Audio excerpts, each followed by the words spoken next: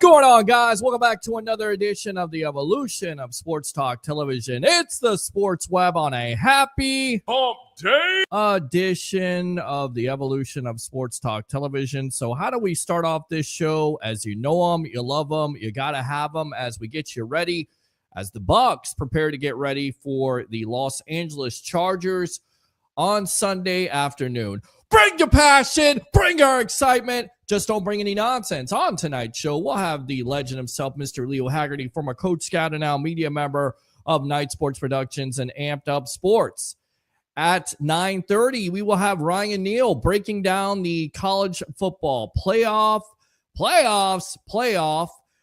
Did they get it right? We'll also talk about LSU, USF, get his thoughts on that. There was some breaking news here in the last 30 minutes to an hour as Bill Belichick has become the new coach at UNC for the Tar Heels. So if you're a college football fan, what do you think about that? That to me was surprising in itself. I know there was some interest. Also, Michael Lombardi will be the, I believe he'll be under him there at UNC. So that's the latest reports on that. So does that work out for Bill Belichick? And then at 10 o'clock, we will settle this conversation as we started this on Monday night with Harry the Greek. Is Lavonte David a Hall of Famer? You could definitely chime in on that because we'll have the media icon himself, Mr. TJ Rives of the Buccaneer Radio Network, on with us at 10 o'clock. And then at 10:30, we will have Ralph Williams, Turnbuckle Talk, talking WWE, AEW action as Saturday night main event is coming back to NBC at 8 o'clock. So what do you think about that? And as always, we'll take your phone calls. 727-255-0391. It's 727-255-0391. So many things to get into. Let's go out to the webheads really quick. Let's go out to Tim. Good evening, Peter. Good evening to you. Oh, yeah. Let's go out to Christopher Cole. Evening, fellas. Evening to you. Woo! Let's go out to Sitten. By the way, thanks a lot, Sitten, for the 99 Facebook stars, as Facebook stars are available. YouTube Super Chats. Appreciate that. Because, guys, when you give to the content, that makes me feel good. And I'm going to do the content any way it goes. But when you give stars and when you give YouTube chats, it makes me feel better about what I'm doing, if that makes sense. Roger Shu, the tribal troll. Acknowledge me. I will be in and out. You're always in and out. You're always off. So what's new with that?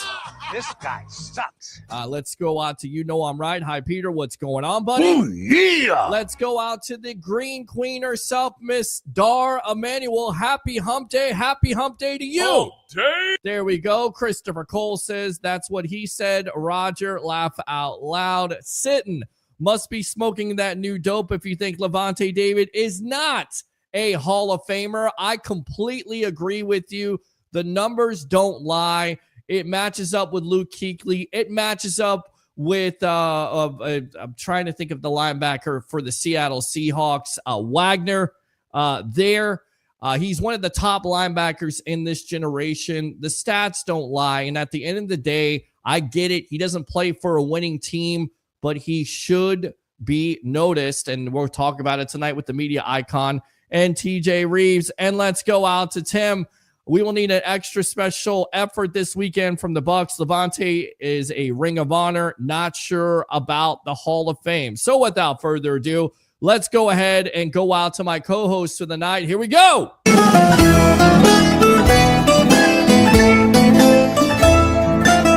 Let's go out to Harry the Greek, professional handicapper extraordinaire, my friend right there. Welcome back to the Evolution of Sports Talk Television. How you doing on this happy hump day edition of the Sports Web? Hump day. Hump day. There it Hump is. day. Right there. What's happening, Peter? What's going on, buddy? You ready to do this talk tonight about Lavonte David? Ready to preview this Chargers game with the legend himself? Let me go out to his music. Here we go.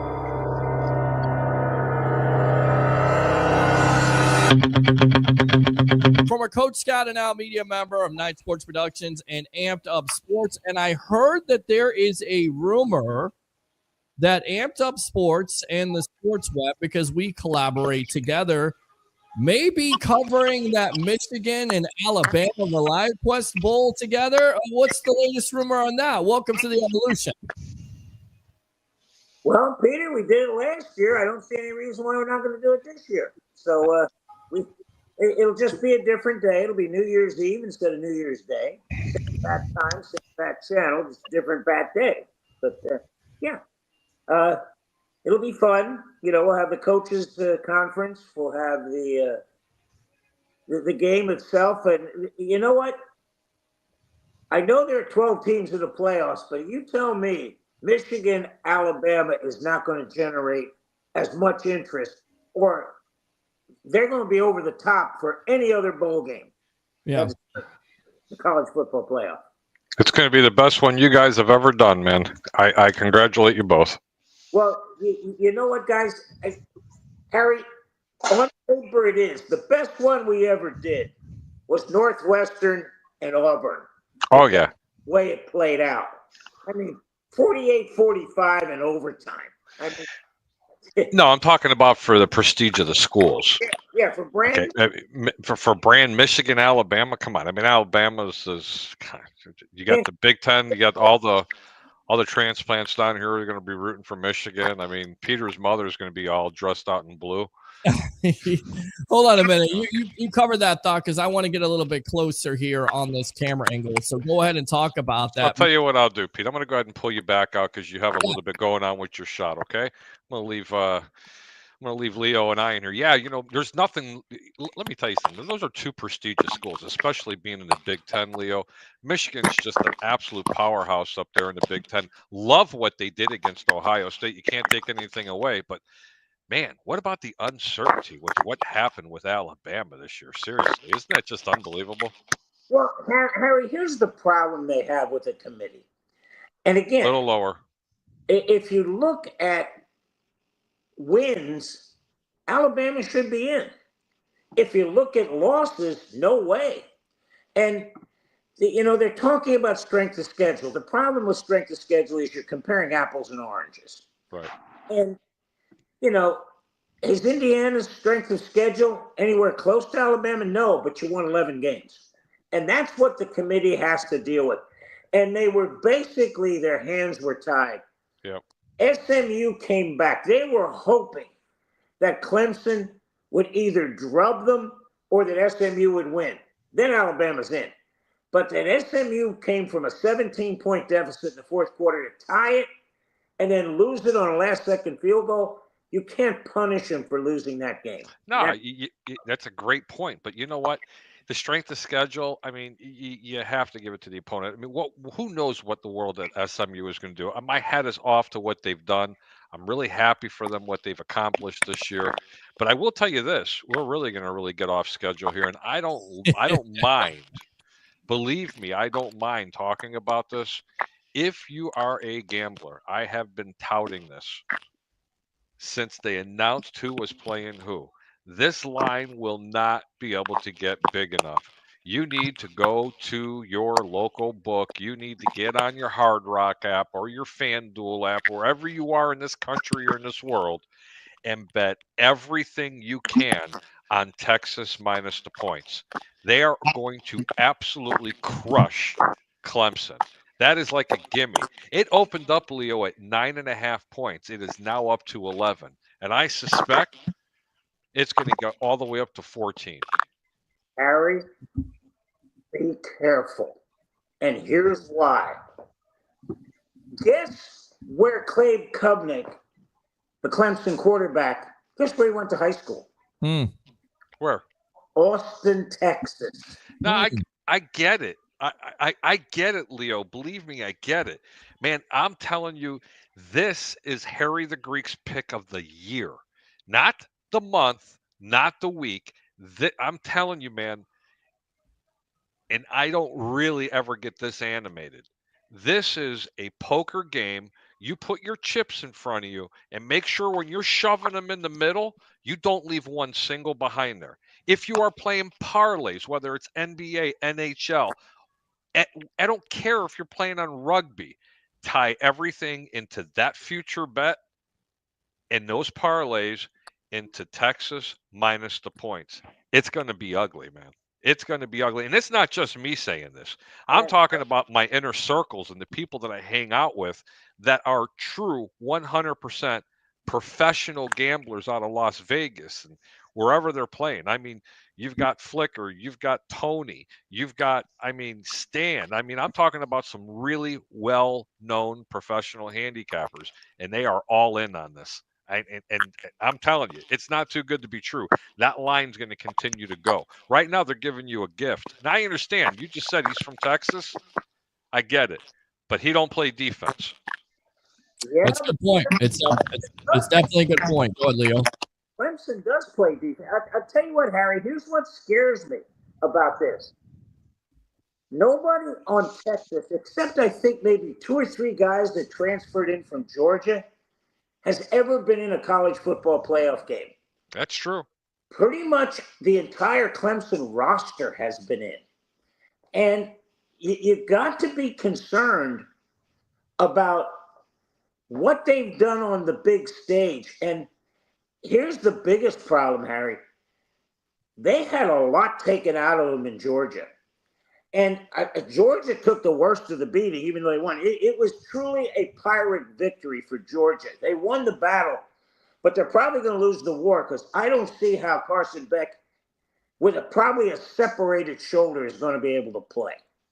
So the fact that the committee and that's the Georgia game you're talking now. Huh? That's the Georgia game you're speaking of now. Yes, but Texas had a lot taken out of them physically. They lost a lot of players. And the fact that they've got to play in 10 days, they may not be ready physically. And again, Harry, I agree with you on the 14 points, but only if they get rid of Ewers and they go in with Manning. Yep. And by the way, it's only 11 points right now. Yeah. Nice. It's only 11. It's gone up 2 points since this started. That's $2 million. Harry, explain that to our listeners, what happens and how you move a half a point in a point. Oh my God, it's millions. It's millions of dollars just to move it a half a point, especially in games that that have such a big that they're on such a big stage. Yeah, Harry, I got to ask you one more. On a Saturday game, when do the wise guys usually come in with the big bucks? Right at the end. Right at the end. Friday or Saturday morning, or what do you think? No, it's usually right before. I'll tell you, there's two different scenarios to this, and I know personally, it's either going to be when the line originally comes out to move it the way they want it to move, and then they try to middle it, believe it or not. But most of the time, they will do it just before game time. I've seen it both ways. It's never in the middle. It's always in the beginning or right before game time. But it's just go ahead. More question to explain to the listeners. When you talk about middling a game, tell them what you're talking about. For instance, this game that we're talking about, Texas versus Clemson, the line opened up at 9. Someone put 50 large on Texas minus the 9. Then all of a sudden, at a later time, Clemson's plus 14. They may make a small position on getting the 14 points where they can actually cover both ends. But basically what that is usually when you want to middle a game, you've bet the game on the same game. You wait till halftime and you find out exactly what the line is, because sometimes you can catch the line right in the middle and cash on both ends. Usually not in football. That's usually something you want to bet in basketball because the points are so much more plentiful. Like the opening line and let's just say, for instance, tonight, the over under in the Golden State game, I think was 212. And you like the over. And all of a sudden there's a ton of points that are being scored in the first half And now the over in live game betting is 240. Bet the under. Mm-hmm. That's what they call a middle. You're cashing both ends. That's what a true middle is. All right. I know we want to talk college football and lines, but I want to talk about this Tampa Bay Buccaneer team versus the Los Angeles Chargers at this point. Of course, the Bucs on a 3-game winning streak here.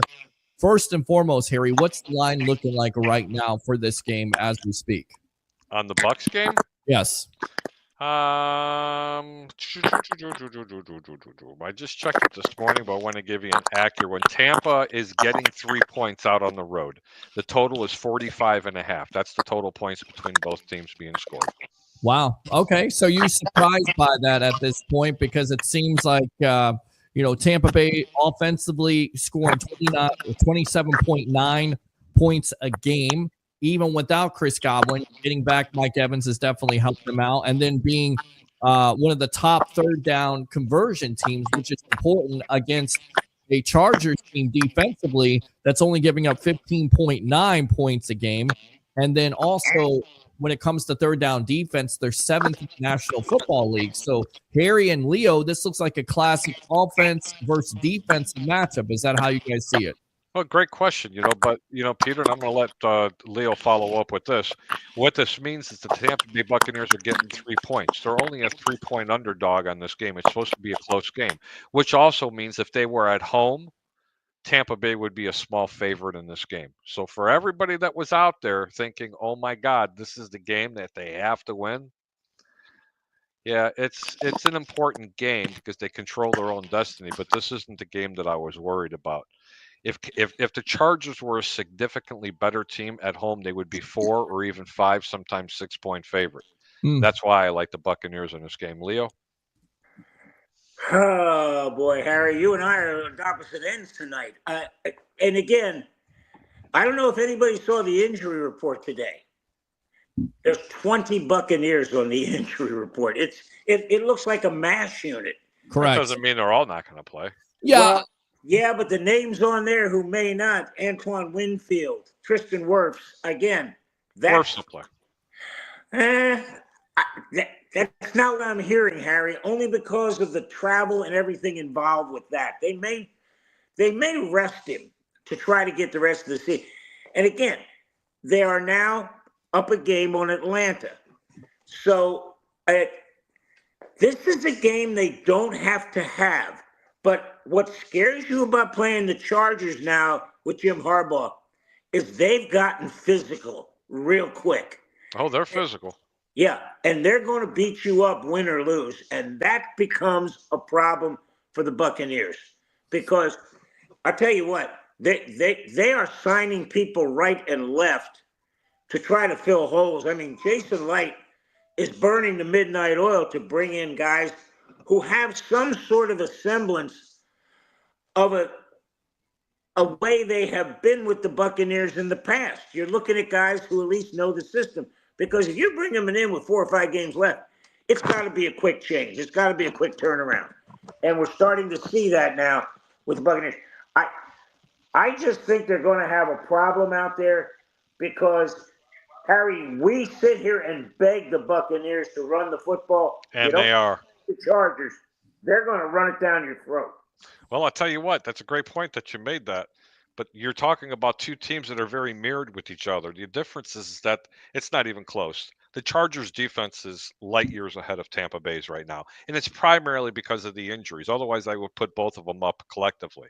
But how you nullify a big pass rush is by running the football, and that is exactly what Liam Cohen has been doing. You want to talk about a brutal running attack?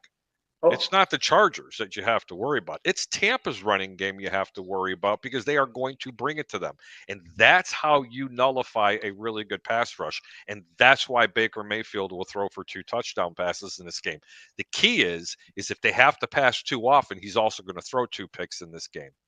That's the problem. And that's why I think with the correct game plan, and I believe that they are going to run the hell out of this football. They're not scoring 27 points to win this game. This is going to be a little bit more of a tighter game. This is like a 2017, 1916 type of game. It's definitely an under because I agree believe you me, They are going to play defense. And if Tampa doesn't get too frustrated with consecutive 3-and-outs, Pete, like when you're screaming, oh, my God, they stink, they want to jump off the bridge, don't worry. That's when Rachaad White's going to break away for 20 yards. Then they have to respect the run. That's when they're going to hit their little play-action passes. This is when you keep teams off balance. Because the last time I checked, Khalil Mack hates to play against the run. Believe you me when I tell you, he is weak against the run and they will run it multiple times up on his side off the right tackle.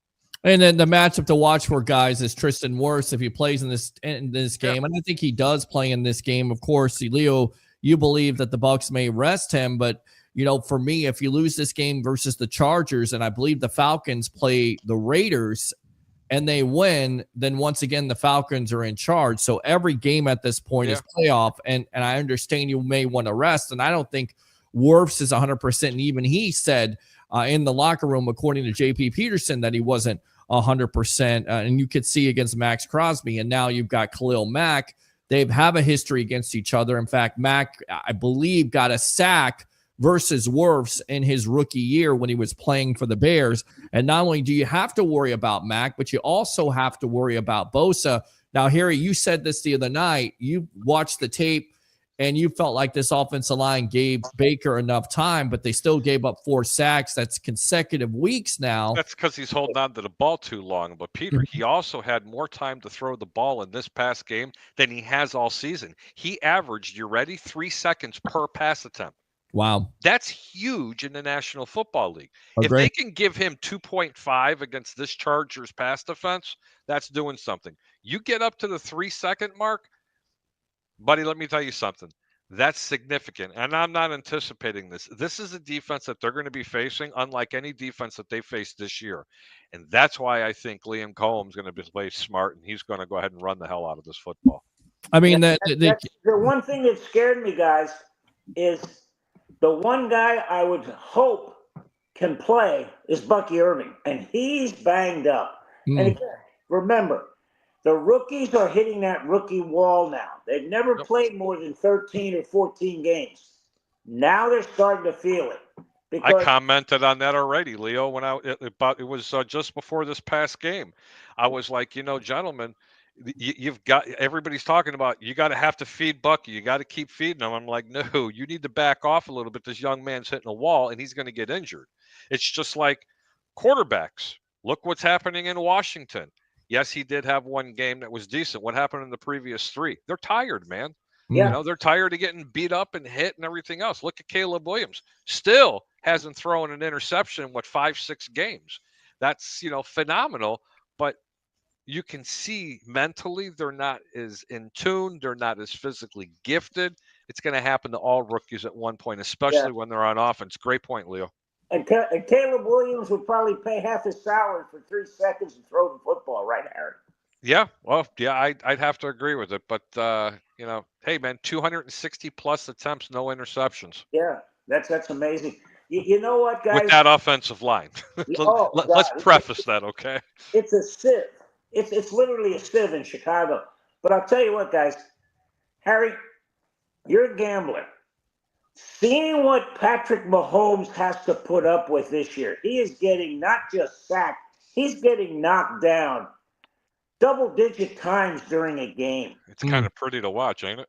No, I'll tell you what, I don't know if they're going to have anything left when they get to the final. I don't see them getting to the Super Bowl. I don't either. In so many strange ways. Yes. I mean, they're winning games, but you can't get away with those breaks. Maybe you can in the postseason. Sure you can. When you have the referees right, literally rooting for you too, I'm sorry. I'm going to call it like it is. Okay? And I'm not a conspiracy theorist. It doesn't take half a brain or half a person to watch a football game, okay, and say, why didn't they call that? Or why did they call that? Right. Really? You thought Tom Brady got breaks? Oh, yeah. Not even close, buddy. I mean, Patrick Mahomes is the golden child. Tom Brady was the golden boy. That's his son over there. He's getting even more breaks than Tom. Wish he had the kind of breaks that he's getting. It's just, I just feel phenomenal. I feel like Buffalo is the better team at this point. Leo, Josh Allen, to me, is going to be the MVP this year, whether it's him or Joe Burrow. And I think it's going to be Allen with, the numbers that he's put up. And, with all that being said, doing it without Stephon Diggs, it's been impressive to say the least. And I think Buffalo will finally get over the top. And most likely they're going to be in that Super Bowl. Either it's going to be them, Kansas City, or Baltimore. Really quick, what do you see from the Buffalo Bills? Do you think it's their year? I know we're looking into the future, and we'll get back to the Bucs in a moment, but do you see Josh Allen not only winning the MVP, but the Buffalo Bills finally getting over the top over the Chiefs? You know what? It's all going to depend on how that playoff scenario comes to be. Yeah. If Kansas City has to play Baltimore and Buffalo, then it becomes a problem. Yeah. Because if you look what's coming out, Buffalo's going to win the East. Baltimore or Pittsburgh going to win the North. The South, who cares? I mean, there's just nobody down there. That's going to be, Indianapolis. Who's going to win the South? Nobody knows. It's not going to be Tennessee. It's not going to be Jacksonville. So you're going to be stuck. And out west, it's going to be Kansas City. But who comes in, who gets the bye, and who you got to play to get there? The one thing Kansas City doesn't want to do is play either Baltimore, Buffalo, or the Chargers. Any combination of that. The Chargers should have beat them, Leo. Beat them up. Okay, well, the Chargers should have beat them, Leo. Let's call it like it is. They outplayed them, okay? But I'm going to give you a team that I think that really matches up well against them, primarily, especially. You want to talk about a long day? Patrick Mahomes would have a long day against Pittsburgh's defense. They know how to get after it. Now, Pittsburgh's going to have a hard time putting up a ton of points because no one's talking about Kansas City's defense. That's the reason why Kansas City's is – let me be really clear when I say this. That's why Kansas City's record is the way it is. Correct. Okay? It's because of that defense. It's like mirroring two different teams. But you know what? I'm on the Buffalo bandwagon, but let's be real. One player is not going to get you to the Super Bowl. And you know what? I really appreciate and I can respect what Josh Allen is doing out there. But he can't play every position on that offense, okay? And come playoff times, that's going to get exposed. The team to beat, and I am not a fan of them, are the Baltimore Ravens. If they could just slightly get that defense a little bit better, they will go to the Super Bowl this year. Otherwise, it is a coin toss, but I agree with you, Leo. I don't think it's going to be KC. And listen, I love Lamar Jackson, but the problem is it's almost like a Peyton Manning storyline here, Leo, that he can't get over the top. Is this the year that he gets over the top and plays better? Because you look back at the matchup versus the Kansas City Chiefs, he struggled. I get it. You have Derrick Henry, and I feel like Todd Monken is going to have to depend on that running game and should depend on that running game to take the pressure off of Jackson. Is that how you see it? Oh, God, yes. I mean, if you look at last year's playoff game, Baltimore ran, 9 or 10 rushes? Yes. If Derrick Henry doesn't touch the ball a minimum of 15 times. 20, you mean? You want to wear down that defense. Yeah, but the only way you're going to do that, Leo, is they have to play defense. They have get the lead. Baltimore has to play defense. And right now, Roquan Smith is a shell of what he was in the past couple of years, okay? Not the same player for some reason. Their linebacking core seems to be lost out there. I'm watching so much. I'm seeing such a lack of discipline on gap integrity, especially on that defensive line. Yeah. And this defense is not a bad defense. But if they can fine-tune that a little bit, Baltimore is going to be tough to beat, especially when they have the lead. And you know what, Harry? Yes, sir. You know why that defense is so bad? Guess where the coordinator is? Out in Seattle running the Seahawks. Running the Seahawks and winning a lot of close games, and you look at that back end, that's the biggest concern. And you know what, guys? We got to talk. Let's get to the NFC in a minute, but the AFC, the 4 teams we've talked about, Pittsburgh, Baltimore, Kansas City, Buffalo, they're all cold weather teams. They're not involved in playing in a dome. That's going to be a whole lot of things. And Harry, I agree with you wholeheartedly.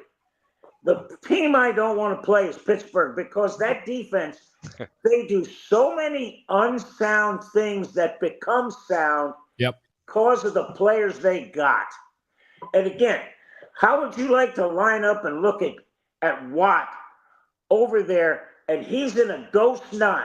He is 1.5 yards outside your tackle, and you're the quarterback, and we can't block him. We just can't block him because he's not going to get there. So what do? We got to do something. They're going to have to put a tight end to his side or a back every single time just to chip him. It's going to force them to run the football a lot more. That's going to force Kansas City, if they were playing Pittsburgh, to force them to run the football. And I'll tell you another thing about Pittsburgh. In opportune times, they're not afraid of taking a 15-yard penalty. Believe me, I've watched it. Okay? I've watched it. If they're 3rd down and 2, they're taking a shot. And you know what, Harry? They do it early in the game to absolutely put that in your mind. They hit receivers up the middle. Very marginable and questionable hits. And again, I'm not trying to be indicting. I call that smart, aggressive football. Okay? Their defensive linemen and their linebackers, they're taking that extra step and they're giving you that little extra forearm. I watch it. Trust me when I tell you. That is a defense that comes to play. Now, I don't think their offense is going to scare the hell out of anybody. Okay? I just got done watching their last game. You can say whatever you want. Russell Wilson can be had. But when you run the football the way they do and you play defense the way you do, that opens up that play action pass. And that's the point I've been trying to make about Tampa. Tampa's no longer being thought of as a pass first team. The reason why Baker has so many touchdowns and the amount of interceptions and the amount of yards, it's because of that running game. That running game has made them successful, i.e. the same thing that's happening in Pittsburgh's. Those are the 2 dark horses. You've got Tampa, who controls their destiny in the NFC, because Detroit, we're going to get the NFC in just a minute. I got some surprise comments about them. And Pittsburgh. Pittsburgh is complete. They run the football and they play defense. Let's run down the line. They're not passing the ball very well in Kansas City, but they can run the football at times, and they play excellent defense. Buffalo's a one-trick pony, and the defense is playing moderate. Down in Baltimore, you have an extraordinary running game with Henry and Jackson, and you don't want them to have to pass, but their defense isn't playing that well. And now let's go all the way back out west to the Chargers, Leo and Pete. This team doesn't scare me, but they play a hell of a defensive game. And the thing about a Jim Harbaugh coach team is, first and foremost, and Leo mentioned it when he first came in, the physicality. They're going to have physical.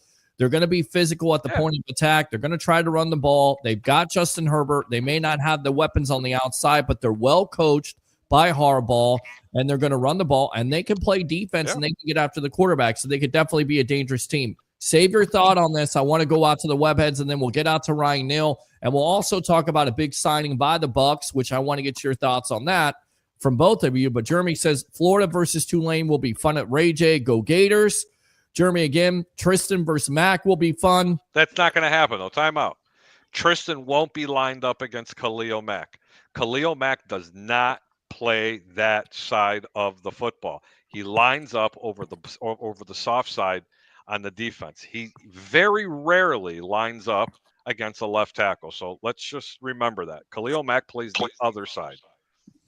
I do think they will try to mix them rare. Around, yeah. If you get more than 5 plays a game, okay, that's something. Khalil Mack, I remember his time in Chicago. I remember with the Raiders. He does not like to play on the other side. He's made it publicly known. Okay.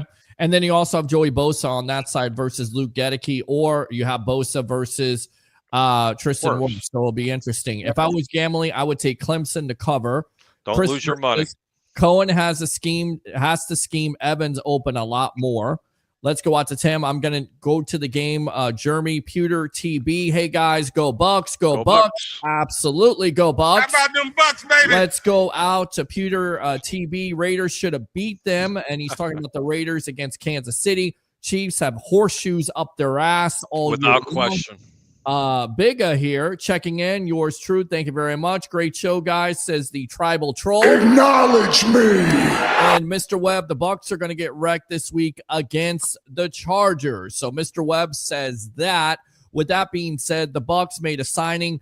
on their practice squad, but it may be big for them because they're having linebacking troubles with not only being ineffective, if you will, with KJ Britt and JJ Russell, but also the injury situation with them both being injured. On Tuesday, they signed Deion Jones back to the NFC South, of course, drafted out of LSU, started out with the Atlanta Falcons, and who could forget, where were you in 2019 at the end of the season? Because what did he do? He intercepted Jameis Winston at Raymond James Stadium. I know exactly where I was at Ferg's with a 3-hour show trying to explain how Winston wasn't the problem, how the turnovers might disappear, but that's what Jones is known for. He's up there in age. Is this a solution, Leo? And then go Harry.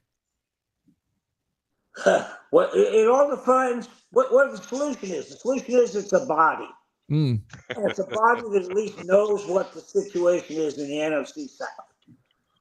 It's going to be hard to find people there. I mean, look at Kansas City. They put in Humphreys, who hadn't taken a snap in a year and a half, and he started at left tackle. That's how bad it is there. But you know what, Harry?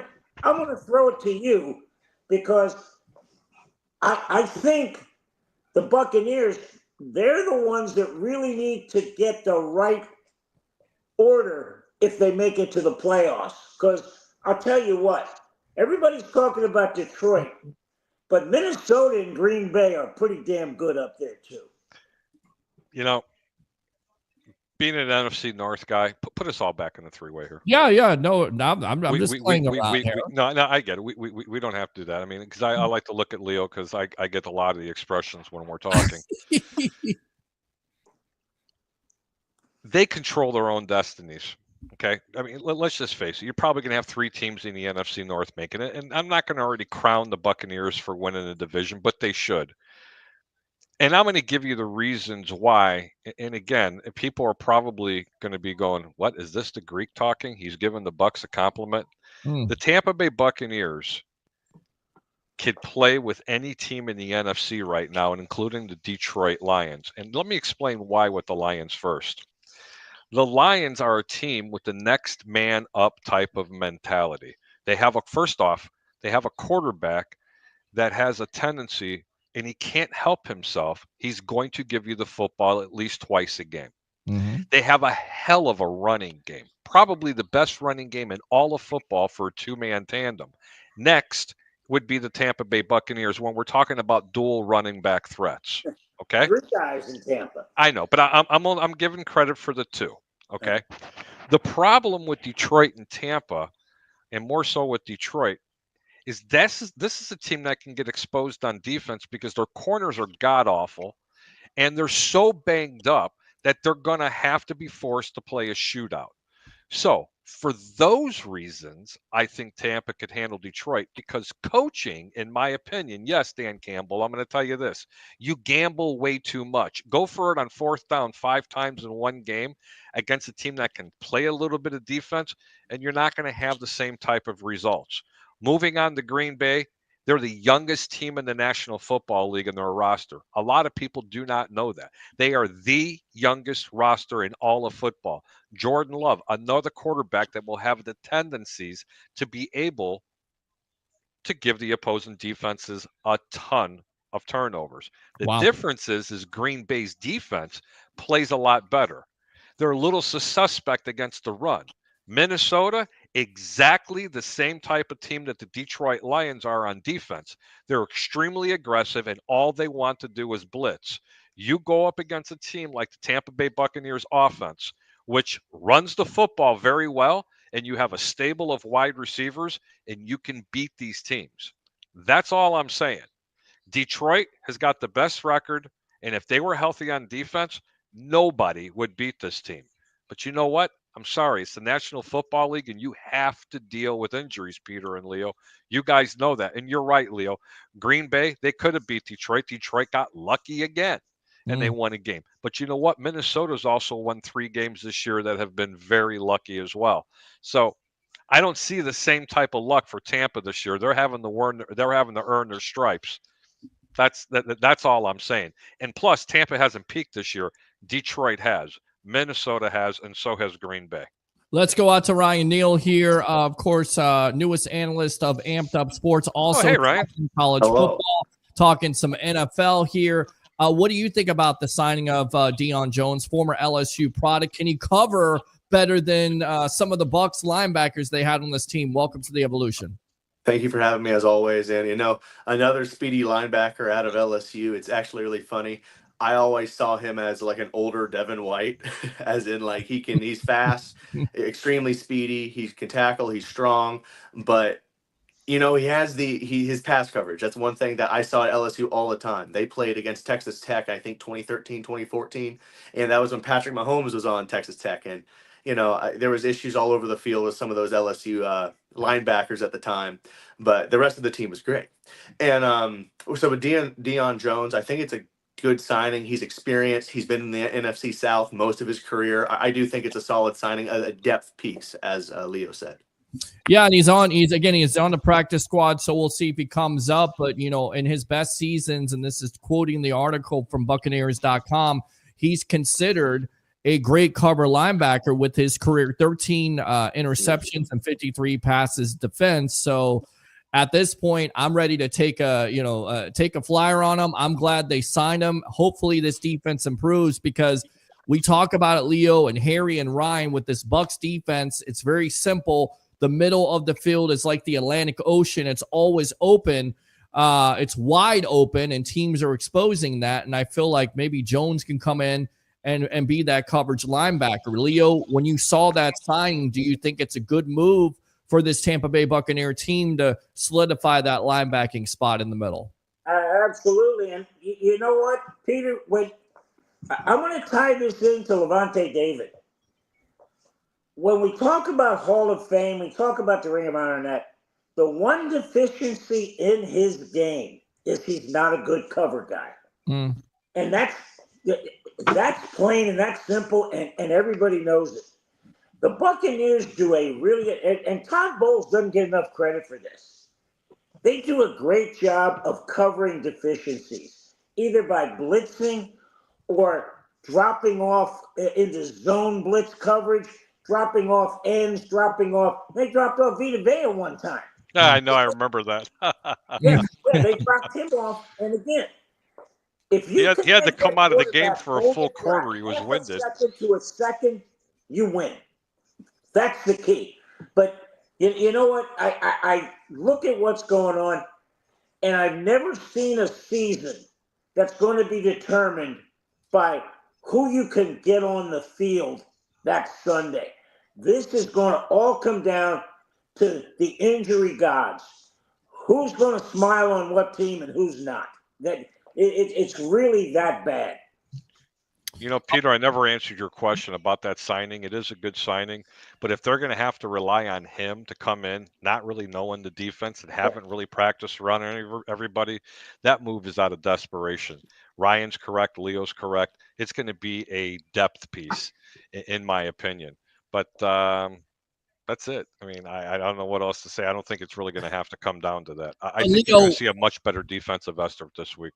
How do you simplify the playbook, being a former coach here, Leo? What do you think Todd Bowles does for Jones to simplify that playbook so he can come in right away? And do you think he can contribute and improve that linebacking situation from what they have? Yes, because there will be significant playing time he gets. And when he's on the field, I could almost bet the house they're playing man-to-man.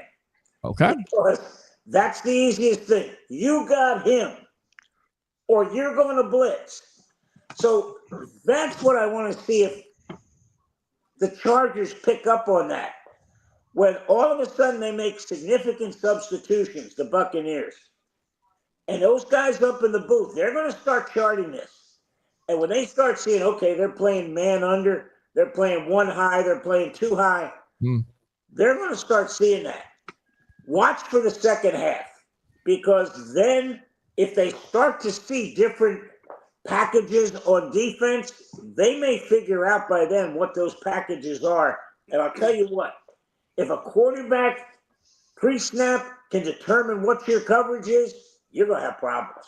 I know we want to talk about college football, Ryan, and we will definitely do that. But your favorite coach here, Harry, Bruce Arians, was on a podcast here with Diana Rossini, and he says about the Bucks, they are scoring points. You don't have to worry about Baker Mayfield. He's going to get his points. Liam Cohen has done a great job with this offense and putting those guys in position to make plays, especially with Mike Evans, Chris Godwin out there. They're still scoring 28 points. They don't have to worry about that. Basically, what he has said is that Todd Bowles is being handicapped or limited because of all the injuries, especially with Winfield Jr. You're not able to blitz. So could this be the reason why the Bucs are playing, so much zone this year? Not only the injury situation, but once again, Bowles is trying to mask those deficiencies or those weaknesses on the defense. Does that make sense, Harry? If I would have heard, yes, it does make sense. But if I heard former coach Bruce Arians say that, I'd say he had a no shit moment. I mean, really? I mean, of course they're trying to hide for the deficiencies that are happening, especially on defense with all the injuries that they've had. Tampa's definitely not hurting on scoring points. The only time Tampa's hurting on scoring points is when Baker Mayfield isn't baking and he's turning the ball over. That's the only reason why. And the other reason why is when Liam Cohen is not running the ball 20 to 25 times a game. That's why. Harry, why is Baker turning the ball over? Because they're not running the football. Correct. You're exactly right. It's got to happen. I'll tell you what, though, Peter, and I'm going to leave this because I know we got to talk college football. Yes.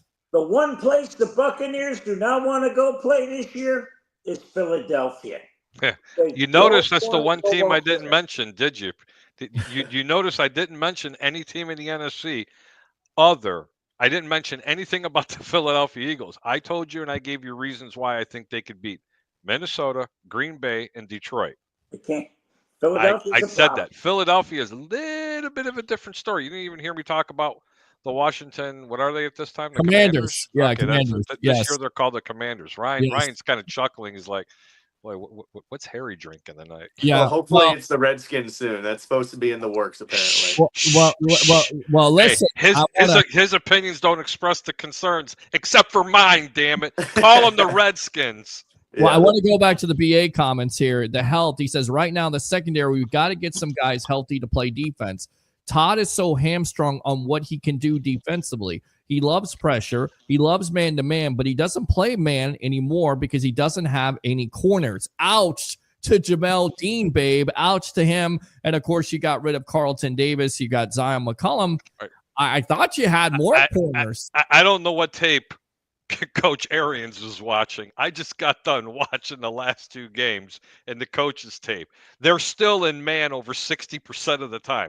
Okay. So I have no idea. Just disregard exactly what you heard from your idol, Bruce Arians. Okay. Because this team is running man coverage and they're still blitzing just as much. Leo, you've got to help me here. Well, now, BA is the former head coach and now senior football consultant. Okay. And this was on Scoop City. So, Leo, what do you make of these comments? He's hanging out in dispensaries too much. Okay. I think he's going back more than a game or two, which I agree with. I mean, if you can't beat the Raiders and the Panthers just by lining up and playing simple man under, yeah, you got a problem. The problem is in that forward-loss cycle they hit, they were playing with the JV. There were a lot of guys. And again, look at the receivers they had to try and cover. Look at the players they were playing again. I mean, they go to Kansas City. That goes overtime. You look at what's happening. And again, it starts with the pass rush. That's where it starts, and that's where it's going to stop. You get a pass rush, it helps out those defensive backs. But if Harry, they got to play a little bit of zone just because they got guys out there. Oh, I agree. Well, what's the one guy's name? Thunderbunky or whatever? I mean, listen, Leo, I couldn't agree with you more. I was just saying that Coach Arians was saying they're playing too much zone because they can't play their normal package of man coverage. That's not the case, man. I'm watching Come on, Peter. You've watched the games. They're You trying. obviously seeing them corners are always up on press, and they've only got one safety in the back because the other one's coming up in here. I mean, they're trying to disguise everything. But They I are. think Hold on. his They point, are. though, They is bail out of the blitz quite a correct. little bit more They're than what they playing have. a lot of bail coverage. You're right. Yeah. That- Okay. They're showing that blitz, but no. They're lining up literally man almost on every single play. So please, I mean, I don't. If whenever I get to be able to take a shot at BA because like you said he's my favorite coach, I'm going to say that. Hey, let's go to Ryan and let's talk college football. Let's Ryan, do it. Alabama, do they belong in or not? Yuck. No. Honestly, you want to That's 'cause you hear my just hot love 'em. take? I think South Carolina. I think if any team, if you want to give that spot to an SEC team and do some bias, South Carolina. One loss, they should have beat LSU. They lost to Alabama because of a missed 2-point conversion. And then I think their only actual loss, I think, was Tennessee. I might be wrong. I forget who it was, but that team is on fire towards the end of the season. I think that should have been the 12th spot. He's completely correct about that because I think South Carolina definitely has a plan. Definitely has played better down the stretch. And then they were the favorite and got their ass handed to by them by who just recently? Wasn't it Clemson? No, Uh-huh. they beat Clemson. They beat Clemson at home on rivalry weekend. Beat My bad. Clemson at Clemson. Who That's did Who am I thinking of? Yeah, They lost one game that I honestly forget what the game was. I think it was at the beginning of the season, and they lost it. And that was the only game they I think actually it was genuinely Kentucky. lost. I don't think they covered the spread is what it was against Clemson. That's why I was Okay, upset about it. All right. Well, with that was a being game said, I may have lost, so I think there was some fear here, guys, that SMU wouldn't get in going back to Florida State last year. Ryan, in your opinion, was this a makeup for last year? Basically, where they let SMU in. They're a one-loss team. They lose to Clemson. And a lot of people thought, you know what, the committee's going to take Alabama. Did they get it right, in your opinion? And is this a makeup for last year? We always expected when we went from the 4 to the 12-team playoff that there was still going to be issues. What you did was the 5 and 6 team back in the 4-team playoff. You made those guys the 13th, 14th team. So whoever those first 3 out, they're always going to complain. And Lane Kiffin never stops complaining. So you're always going to hear Ole Miss and Lane Kiffin always complain how they lost 3 games. You lose them at the beginning, middle, and end of the season. I'm sorry. And then I like seeing SMU and Boise State. I am so high on Boise State, man. I love Boise State this year personally. I'm rooting for them the whole way. I don't think they win it all, but I'm pulling for them as hard as they can. Oh, Austin Jennity, Austin Jennity there as the comeback. Yes. Yeah, I understand. It's the feel-good story. They're the team that nobody really talks about, but in reality hits, you play an SEC team, and you're going to get smacked in the teeth. You're going to play Georgia's defensive line. Then we're going to see that Boise offensive line just crumble. And I still think Ashton Gianti, we're going to get into this conversation, Heisman talk. I'm full on Ashton Gianti being the Heisman.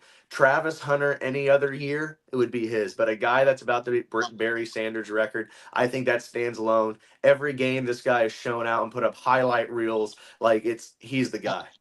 And you know what, guys? Here's what I think needs to change. I have no problem with them giving an automatic bid to the conference champion. What I do have a problem with is them getting the automatic bye. And here's where I'm going to go back to Florida State last year. The committee was adamant that because Florida State lost their quarterback, they didn't deserve to be in the top 4. Well, here's my question. Why didn't you do the same thing to Georgia? Georgia's probably not going to have Carson Beck. He probably has a separated shoulder. Correct. When you saw him come out in the field and his arm is just hanging there, that tells me he's not going to be ready.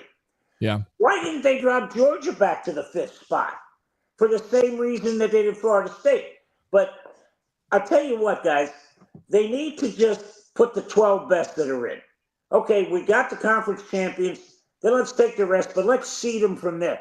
And I'll tell you what, I don't know if you saw game day Saturday, but watching Stanky go out and beg for 5 and 6 SEC teams in that tournament. And then Jim Phillips from the ACC came on. and made a great point. He said, if you are going to penalize SMU for playing in this game, you might as well call it what this is, an invitational. Because right now, you can't judge strength of schedule because it's comparing oranges and apples. Indiana's strength of schedule was not the same as anybody. That was apparent when they played Ohio State, Leo. And you got and my personal opinion, the best team in that Big Ten, I'm going to tell you right now, and they're not talking about, is Penn State. Oh yeah. Okay, and I think they're a good team. But and the furthermore, problem is there's a that team James- there's a team that should be in this playoff. Uh-huh. Who's literally could be the best team in all of college football if they had a defense. Leo, who is that? Because that was both of our clicks to possibly win it all this year. Miami. Yes, sir. Miami. Well, Yes, sir. should If they had Miami- any resemblance of a defense, Right. come on, and man. if they had told Coach Cristobal that the game was Sunday and not Saturday, that would have probably helped. Well, that's that's a good one. that's the point. Yes. I got a question for the youngin. Here's the craziest thing. How about Georgia and Georgia Tech? Georgia's down 17-0 and scores. Okay, great. He goes for 2. What in God's name? Is there an assistant coach that would get on the horn and say, hey, Kirby, this does us no good? Because if it's 17-8, we're still down 2 scores. Right. If it's 17-7, we're still a field goal and a touchdown. The fact that he did that told me that, my God, I always said, you know how you beat Georgia? You make Kirby coach. Yeah, and you know what? Because I could be Kirby Smart right here. You know, I'm talking to you after the game. You know, I'm going to tell you about my team. Okay, he was really good. My quarterback came in on 3 crutches, and all of a sudden, all he had to do was just hand the ball off. No, he can't squeeze nothing or anything like that. But I have no idea what's going on because I don't know how to coach. That's Kirby. That guy drives me nuts. Oh my God! Close game. You're right, but I tell you what, I still think.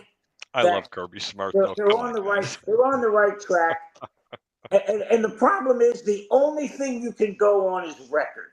Right. I mean, you talk about strength of schedule, you talk about this, you talk about that, but until you come up with a formula that says, okay, you got to win 10 games to get into this thing.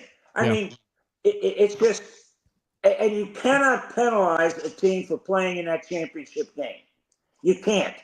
Because if they'd have picked Alabama, teams would have opted out of the conference championship game. And I'll tell you what, guys, I'm going to throw this out right now. I would not be surprised to see players that are in this final 12 opt out of these games. Yeah, definitely. And here's why.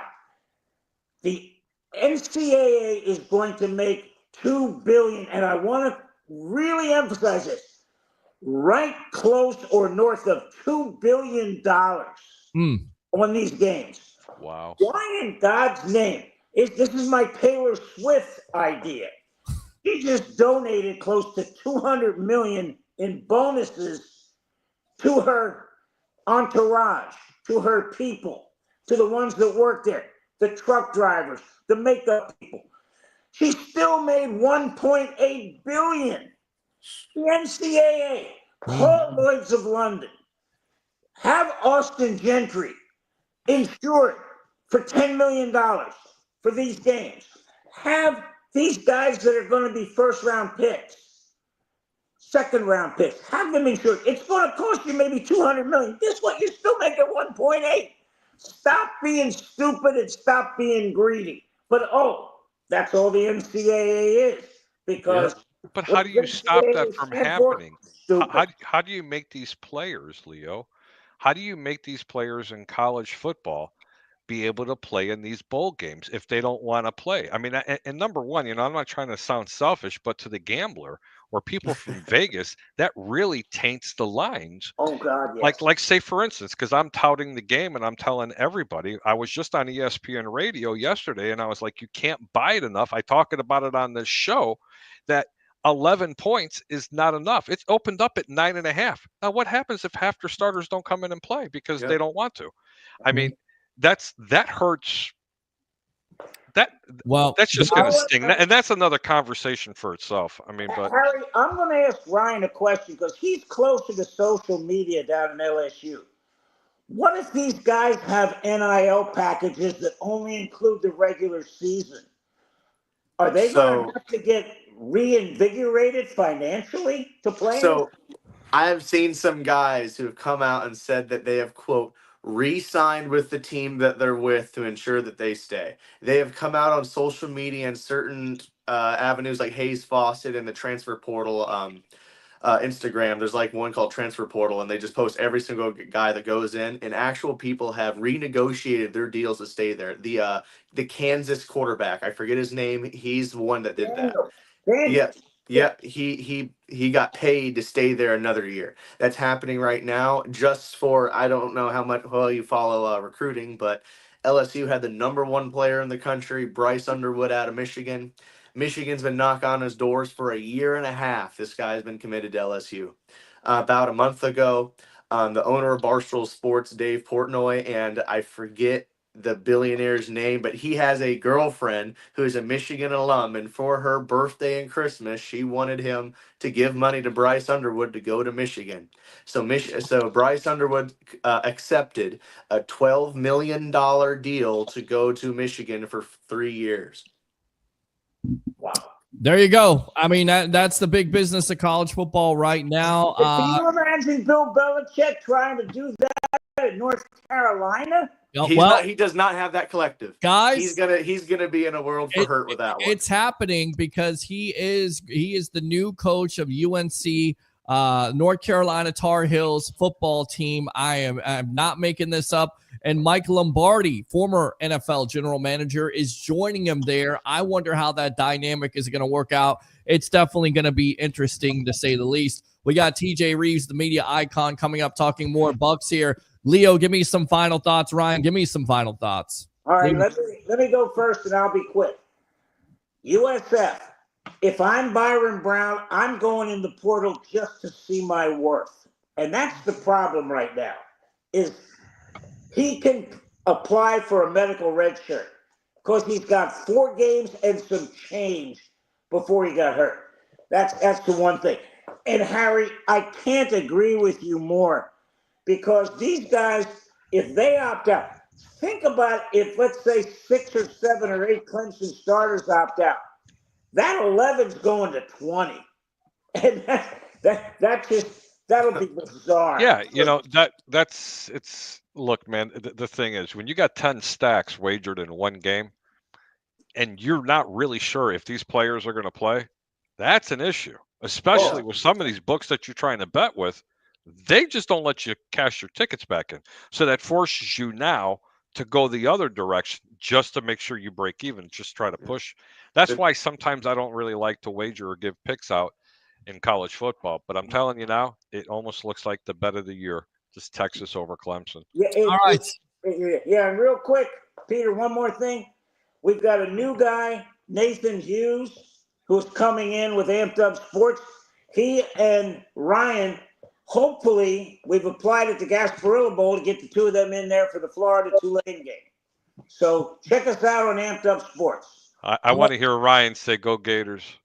No. No, that's not going to happen. It's okay, Ryan. Come on, Ryan. Go away, Give us a little. That will never happen. There's 3 teams in college football I will never root for: Notre Dame, the Gators, and Texas A&M. Let me help you, son. Okay. All right. I'll do this before I do that. God. Right there, Ryan. On that note, appreciate the time, my friend. We'll see you next week. All right. Take care, guys. Tell TJ I said hello. All right. Ryan, actually, Leo. You know what, Leo? Hang out here really quick. Ryan, I'll get you out of here on that. Go ahead and say hi to him yourself, the media icon himself of the Buccaneer Radio Network, Mr. TJ Rives. Welcome to the evolution of sports talk television. Talk to the legend himself, Mr. Leo Haggerty. Kids, always good to be with you. Greek, good to see that you're still in good form, but you're not cooking in that kitchen. I cooked earlier. I wish you were here. The Greek made should have been there. keftedes and baklava. And Leo, pastitsio. baklava, very nice. Leo, we go way back, watching bad Buccaneer football a long time ago. Showing your age, gentlemen. When Peter Blake was running around in like elementary school while it was bad Buccaneer football in the 80s and the 90s. You got hired as a 12-year-old intern. I remember. Yeah. Always good to be with you. Always good to be with you. And you know what? Guys, Make sure you behave, Leo. Here are two things. The nicest thing about Harry lately is that pussy isn't running in front of him. The that cat. he has to chase all over him. And guys, I am going to give you the greatest TV double entendre in the history of television. Going back to Leave It to Beaver. When June Cleaver turned to her husband and said, Ward, you may have been a little too hard on the beaver last night. On that note, my God. In the 1950s, that didn't mean the same thing, I don't think. No, it meant something different. In today's day. Yeah, today's day and age, it means kids right. today know exactly what that means. Guys, Here, kid. I'm not sure how we recover from this. Well, how we recover from this as we start off the conversation. Leo's gone. You deleted Leo. He's gone. I didn't even get to say goodbye. He's gone. He's on that note, we had to let him go. Can I just add, did the man actually say that he's trying to get a couple of people credentialed for the Gasparilla Bowl Gator Tulane game? Yes. If the Gasparilla Bowl has media members that are interested, they should be willing to go pick them up in a car and drive them to Raymond James Stadium. Please come cover this and talk about this. You would think that Leo's not going to have a problem there with Amped Up Sports. I'm just saying. Well, that's the thing. They've had the problems there. The Gasparilla people there are very stingy when it comes to credentials. So why? I have no idea. No idea. You would think that they would want. Right. You First off, hi, Leo, man. Long time no see. It's always great to have you. Well, TJ. It's TJ. I'm sorry, TJ. Really? It's my age show. It's us old guys here, TJ. Oh, okay. So let's start it off here. Bucks versus the Raiders. In case nobody caught TJ. I wanted to talk the college football stuff before the Buccaneers, but we can do whichever. We can do Buccaneers first and then the college football stuff at the end. Let's go college. We're fine. Go college football really quick. Do it. So the first thing is, obviously, they want all the screaming and arguing. They've always wanted all the screaming and arguing. Peter's too young to remember, Harry, but they used to vote for this. They used to play the regular season, and actually they would do the vote for the mythical national champion after the regular season, and the bowl games were just exhibition games. That's what used to go on in like the 60s and the 70s. Then in the 80s, they got this brilliant idea of, wait a minute, we got another game we can utilize. Why don't we incorporate that into the vote? And then they would vote after the bowl games. And then we progressed on with all the yelling and screaming and split national champions. And, everybody's saying, well, this team didn't have to play that team. We progressed to the BCS, the Bowl Championship Series, which its entire premise was have number one play number two. How do we get number one to play number two with all the bowl tie-ins, etc.?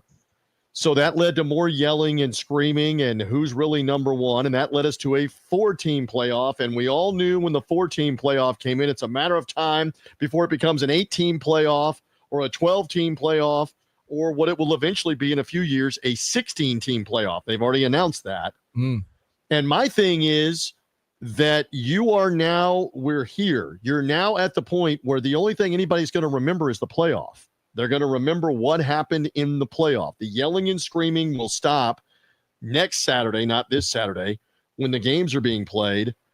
And from here on out, we're going to remember what did you do in mid to late December and January in the playoff. We won't remember the end of the regular season. You won't remember the conference championship game, rarely if ever. You're only going to remember how did you do or not in the playoff, especially in a 16-team 4-round playoff. I mean, seriously, legitimately, do you remember regular season games in the NFL by and large last year, 2 years ago, much less 5 years ago? What do we remember? Peter, what do you remember? Postseason. That's it. The Super Bowl. Right. postseason, you're right. The only reason why I remember a lot of the other games, it's because I took a bad beat somewhere. I mean, let's You just be lost. real. And that's the truth, okay? Like, wow, I can't believe I took this team and I lost. And I I'm know. watching and they should have But won. But you're right. All in all, you're absolutely correct, TJ. All I'm saying is the arguing, the yelling, and the screaming. They want this. It fuels the interest. It fuels the television audience. It fuels what they want, which is people to tune in for the playoff games. So, and it's we go with the that. exact same thing that goes on with Major League Baseball. It's the reason why they will never, do anything about the steroid era. They would keep that going on because they always want that debate. If they wanted to, they could go back with the records. They could take it away from Bonds. They could take it away, the wins from Clemens. But they always want that conversation to go on to make baseball relevant. That's what I've always said. Interesting. Wow, right. That's a great point. Controversy sells. But I'd like to ask you this. Alabama's not in. They elected to bring in SMU. TJ, if they line both those teams up right now, who wins that game? Alabama wins that game. Okay. Absolutely. Right. So this is why it's so nice to be able to have these disputes, for lack of better words, or those arguments that we're talking about. And personally, I don't remember if I was talking to you, TJ, when we were all together, but I thought that the best team in the country doesn't have a defense, and it was the Miami Hurricanes. Okay, well, I'm not a Miami fan. You can make the argument that they had one of the best offenses in college football, but they won so many games, three of them barely come from behind fashion. The Fail Mary against Virginia Tech, where the kid caught the ball, they called it a touchdown, and they overruled it mysteriously and said, "Oh, wait a minute, Miami's got a chance to be in the playoff, and that's worth an extra $10 million to the ACC." But here's I said that flat out that Alabama would win. Would they win every time if they played 10 times? Probably not. Would they win every time if they played like 5 times? Maybe. But the SEC's on a different level. The Southeastern Conference is on a different level. Now, this needs to be articulated. Alabama at the end of the regular season had every opportunity to be sitting there pretty, and they blew it by losing at the end of the year to a 6-6 Oklahoma team. Because if they're sitting there with 2 losses, I believe they're in the playoff. And Ole Miss is in the same boat because they came to Gainesville, Harry, Peter, and audience, and with 2 losses, blew it to a Florida Gator team that at that point was 5-5? Yeah, and we're playing better. Let's preface we're playing better, but the Ole Miss was favored to win. Ole Miss is staring at the possible college football playoff, and they lost a 3rd game. They blew it at the end of the year. So they don't really have either one of them, Alabama, Ole Miss, and even South Carolina with the 3rd loss. They don't have an argument when you lost a 3rd game at the end of this thing. But again, they want the arguing. They want the debate. I will give you a team, and we are detached. We are on the other side of the country. But for all the talk of Georgia, for all the talk of Oregon up at the top, or, is Ohio State going to get their hands on somebody and do something in this playoff, or Notre Dame, or what's going to happen with Texas? Arizona State Sun Devils. You want a wild card team that could be in the title game, if not win it? Watch out. Watch out for Arizona State. Sam Leavitt, the quarterback, a dual threat quarterback. He is a redshirt freshman, I think. This is his first full year of playing. The running back Scattaboo is not as big as Mike Allstott, but Peter, I see you nodding. You watch his highlights. He runs through people like Mike Allstott. He bounces off of people. He has quick feet like Allstott, cutting back and bouncing off people. He's not blazing fast, but the dude is tough to get down. He's been a tremendous Big 12 weapon for them. They have an opportunistic defense. There's nobody really outside of the Southwest and the Big 12 talking about Arizona State, certainly not like Georgia or Oregon or Ohio State or Penn State or Notre Dame or Texas or Clemson. Watch out for the Arizona State Sun Devils. I'm here on a Wednesday night on the Sports Web saying watch out for them. And they have one of the byes here, so they're not even playing on the opening weekend. They'll be in the quarterfinal round coming up in a couple of weeks. And maybe that hurts them. I don't know what your theory is on that, Harry. Maybe it hurts them to take 3 weeks off the way they were winning at the end of the year. It does, but it also, I think it's a double-edged sword. I think it helps a lot of teams as well. Teams that haven't been playing as good going into the playoffs, like Georgia, that would help them because it gives them a chance to get healthier and really get their things together. But teams that have had momentum going into the playoffs, I think that hurts them a little bit because of the fact that they don't have that mojo. It's like some of the teams in the National Football League when they have that first week bye, they come out in the first quarter and they're kind of flat. TJ, you've seen it numerous times. Right. Well, and And I will say this: Arizona State with the second-year coach, the former Florida State offensive coordinator, and Dillingham there. So Kenny Dillingham is one of the youngest, if not the youngest coaches in FBS Division I. He's 34 years old. You talk about a rising star. They won 3 games last year. 3. They won the Big 12 this year. They are dangerous. Can they win it all? I don't know, but don't be surprised if they're there. Don't be surprised if they win a couple of games in this playoff. I'm just putting it out there. All right, let's. Hey, man, let me tell you this? something. It's easy to pick the sexy pick. TJ, you've heard me say this, but when you come up with a dark horse like that, let me tell you something. Man's got a point. And you know what? I kind of like it. You're going to have to make me look at this team a little deeper. Yeah, look into them a little bit there. Oh, no, without question. Just giving you something to ponder here while you're in the kitchen tonight. Let's ponder this because we had a debate about this the other night. So I got to throw it out there. I text you. One day I'm going to be in the studio with my microphone and my camera set up the regular way for you, TJ. And you're going to be like, I like that. That's not the Greek. Either that or invite me over and we'll have some food while we do this segment. I'm telling you, buddy, we'll do it in the backyard right there. We'll make all the food. We'll put the rotisserie going. TJ, bring the kids over. We'll have an absolute incredible time. All right. Apparently I have to settle a wager. This is Buccaneer related. What is this related to? Peter, I have to go ahead and say something first before Peter likes to kind of guide people into the question because he's kind of answering the question for the person. So before you you're like the opposing counsel in the courtroom and it's objection leading question before he's ever asked the question. Yes. All right, Johnny Cochran. He's leading you into an answer the way he wants to put it. What's our subject matter tonight? Mike Evans, Hall of Fame. Levante David, Hall of Fame.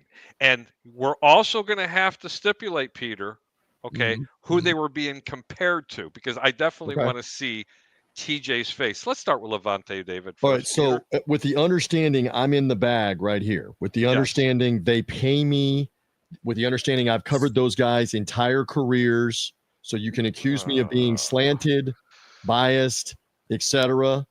They're both in the Hall of Fame. I don't know that Levante is in immediately. Correct. Mike Evans is in virtually immediately, depending on who else he goes in on the ballot with, depending on who else is under consideration. They'll both be in the Hall of Fame. Okay, so we're both right, Peter, without even hearing compelling arguments. But Levante David, I've admired him as a linebacker, but really, they were comparing him to be the same, if not better, than a Derek Brooks. Hold on, let me finish. Brian Urlacher, and a former linebacker for the Baltimore Ravens by the name, I don't know, Ray Lewis. Ray Lewis, right. Well, I mean, I would say different type of player in that, Brooks is not Urlacher. Brooks is not Ray Lewis per se with the hard hits, or a Dick Butkus type if we're going back in the day. Brooks could hit, yes. Brooks spectacular with the takeaways and the turnovers. But, I mean, you got a lot of compelling stuff with Levante David. He is about to surpass Derek Brooks for the all-time tackles in Buccaneer history. Oh, by the way. Longevity plays a role in this. I mean, the guy is 34 years old. He's about to have a 100-tackle season. He's got more fumble recoveries than any other player active in the NFL right now since he came into the league. All right. He's got 37.5 sacks, and he doesn't play as an outside rusher. So the unquestioned leader of that defense on a lot of bad teams. How much more do you want me to give you? I can give you more for like another 2 minutes. Well, my Super Bowl. Listen, stats are stats, TJ. Stats are stats. You are absolutely correct. But I'm talking about from a game changer's perspective. Let's talk about Brian Urlacher, the way he can take over a game. game after game after game after game after game. I don't have it in front of me, but how long did Urlacher play? Peter, look it up. How long did I think Urlacher play? 12 years he played. 12 years? All I right. believe he played about 12 years. You know, look, Levant, I'm not taking any accolade away from him. Do I think he's a first ballot Hall of Famer? No. Do I think he can go to the Hall of Fame eventually? Yeah, absolutely. But you can't put him on the same level. Now, going to a Mike Evans, buddy, let me tell you something. Great wide receiver. But when you're comparing him to a Jerry Rice, 13 seasons, by the way. 13 for Urlacher. 13 Yeah, it was. Urlacher. It's not fair to compare him to Jerry Rice. But that's the same argument with any other receiver. It's not fair to compare him to Jerry Rice. Right. I get that. But what I'm saying is there were people that were making comments that he is just as good, if not better, than a Jerry Rice. And I don't think I don't know that I'd go go that far. I would say I don't know that that I'd go that far, but again, Jerry Rice is in the stratosphere. right. So if we start talking about like contemporaries around the time of Mike Evans, would you say that Mike Evans is better than Terrell Owens? Again, I could be accused of bias. I'd say that. I'd say that right now that he's better than Terrell Owens. if there was no volume on the TV, I would say yes. But because there is volume on TV and the way people talked about Terrell Owens, and sometimes players But that's don't get as because Owens played in Philadelphia. He played for the Cowboys. Evans Correct. played on a lot of bad well, he teams was a early on, showboat. etc. Yep, showboat is part of it. But I mean, here's things that you come back to. All right, there are two receivers in the history of the NFL, that have 11 consecutive 1,000-yard seasons. Yes, sir. They are Jerry Rice and Mike Evans. You look at repeatedly game-changing play after game-changing play, almost unstoppable on jump balls in the end zone. I mean, I have a picture on my phone that ought to be hung in the NFL Hall of Fame. This was in Carolina, obviously, 2 weekends ago. And I'm sorry, that ain't human. There's a little glare. That ain't human right there on the one-handed catch. There aren't 3 other players in the NFL that probably make that play in the end zone in Carolina at 6'5" with the long arm on a go up and get it overthrown ball. Beautiful So I'm just catch. sharing that here on a Wednesday night. I'm not saying there are not other great receivers throughout the history of this league that deserve consideration, but and there's another variable in this, and Harry knows this, and Peter, you know this, and that is it is a much more pass-happy league than what it was even 10 years ago, much less 20 years ago, much less 30 years ago. So when we start comparing numbers, Lynn Swan's not going to have the same numbers. It wasn't as pass-happy of a league back in the 1970s, the 1980s, and Lynn Swan was a spectacular receiver, deep threat, in the red zone, seemingly blazing fast, unstoppable, but he's never going to have the numbers that stack up with Rice or Owens or Evans or any of these other guys that have all the numbers and have all the accolades. And I would take Evans over Owens any day of the week simply because he's a professional. He goes about it in the manner, and I know what you're saying, Harry. And then on top of it with Mike Evans, it's consistency, and he's done that with bad quarterbacks, not the best quarterback. And people go look at Tom Brady. I hear you. And everybody's making a compelling argument here. That to me makes him a Hall of Famer because he does it consistently with bad quarterbacks. Owens has had good quarterbacks during his career. And I'm not saying Evans hasn't, but for the majority of that career with Evans, he's played with some bad quarterbacks and some bad offenses and have still continued to have that consistency where he has 1,000 yards receiving and he goes about it in a professional manner. And I think that's the reason why a lot of people overlook Evans, because he's not that rah-rah guy. He's not in. And that's what we were just saying, Peter. Right. That's what we were just saying. And, and some of the compelling things and the reasons why he does go in the Hall of Fame on a first ballot, it's because he is only the third player that's not a non-kicker to lead his team in total points for scoring. Right, I don't know if I'm saying that correctly, but I'm going to tell you what. He also holds the franchise record receptions, yards, touchdowns, receptions, and total touchdowns. And you're correct. He's the only other player to have 11 consecutive seasons of 1,000 yards. But here's where it gets a little bit dicey. Does this hurt him? He's 30th in the NFL with 81 receiving touchdowns. That's what I'm talking about being a game changer.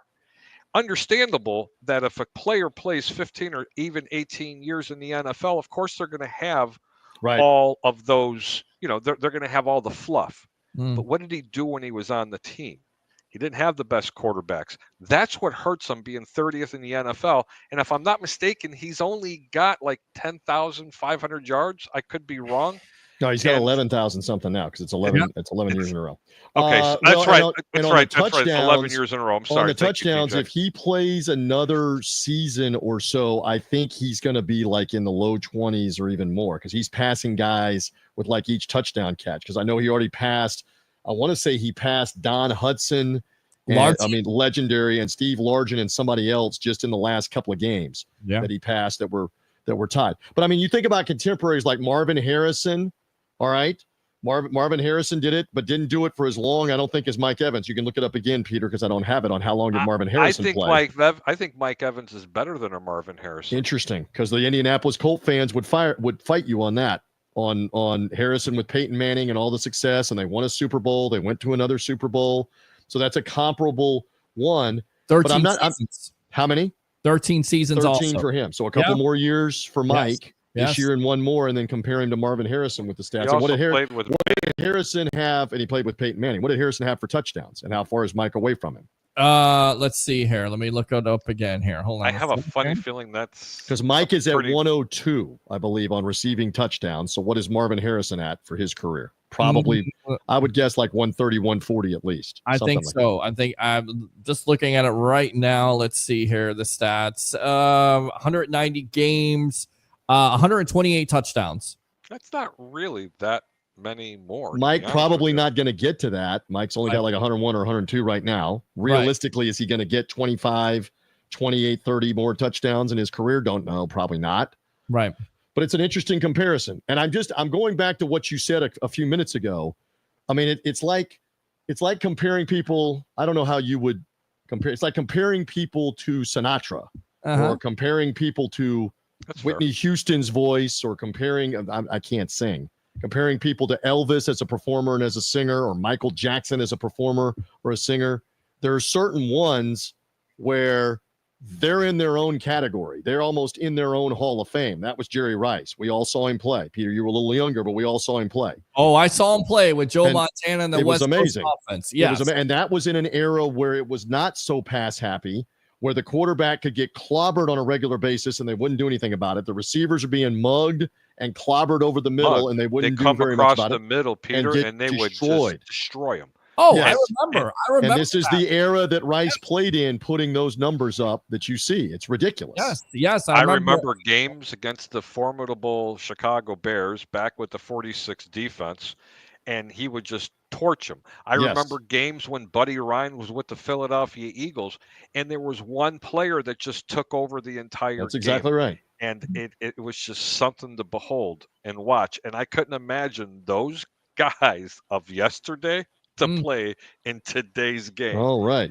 Especially with these. With the rules. With the way that it's relaxed. I would agree. But I mean, you go along the same argument, and I know you want to move on maybe to the game coming up with the Chargers. Oh, but like, let's go with this. If you watched Wayne Gretzky, all right, in his day, I'm sorry. There's nobody that compares to that. Lemieux, maybe. But I mean, they're shortly, Alex Ovechkin is going to break his all-time Gretzky goal-scoring record. All right.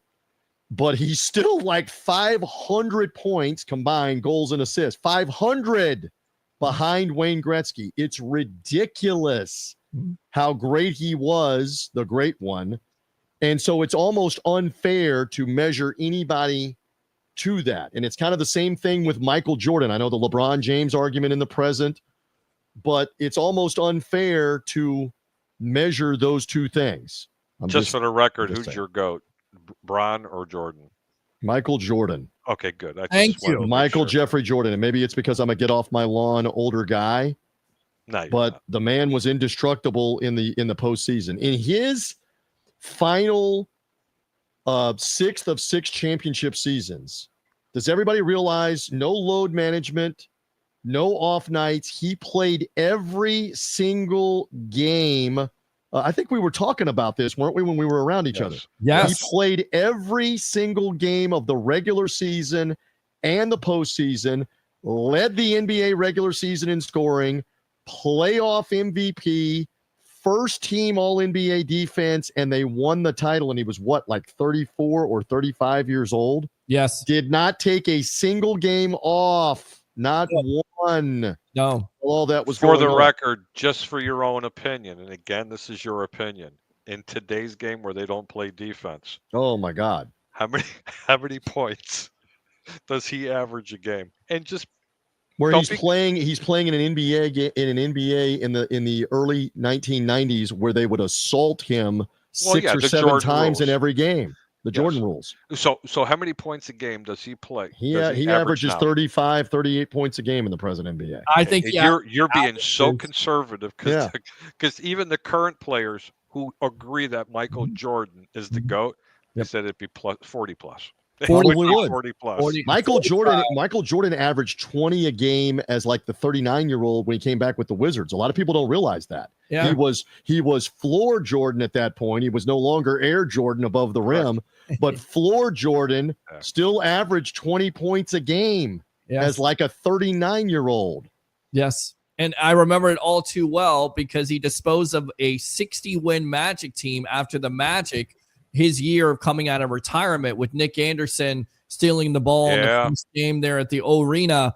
Well, he came back after that Magic team with Shaq and Penny Hardaway and Horace Grant leaving Chicago, that finals team that got swept by the Houston Rockets, and absolutely wiped the floor with them, along with Dennis Rodman and Scottie Pippen. So, You know, So I do want Jordan- to. Go ahead. So Jordan is 61. mm, So I'm just doing the math backwards. In that 97-98 season, help me going back. So that's 26 years ago. He'd have been 35, Yep. right? Yep. 35. I Yep. say again, never missed a game. Yep. Led the NBA in scoring that final season. Playoff MVP, world champion, first team All NBA defense. 5 players they pick. He was one of the 5. Staggering. And never took a game off. Never missed a game. He was Never. DPOY, and he led the league in scoring. That's And they never won been the done title. either. yes. Yeah, and it's also never been done. But here's a good one for you. With by the way, with all the distractions, because you know I'm a wrestling fan, and Ralph, I see you there. Turnbuckle Talk will be coming up there, so stay patient. A great conversation here with the media icon TJ Rives, and of course Harry the Greek. I'm your host Peter Blake on the Sports Web here on a Happy Hump Day edition with Dennis Rodman. With all the distractions, going to the NWO, keeping that in check during the wrestling. finals. Speaking Yes. of wrestling. Yes, he did that. He was Well, you know what happened though with all that, and Harry will tell the stories. And I mean, I love how we've digressed into the nostalgia. When Rodman showed up, it was not Phil Jackson, it was not Jerry Krause, it was not anybody else other than number 23, who made it very clear from the very beginning, maybe verbally or maybe with the glare or whatever.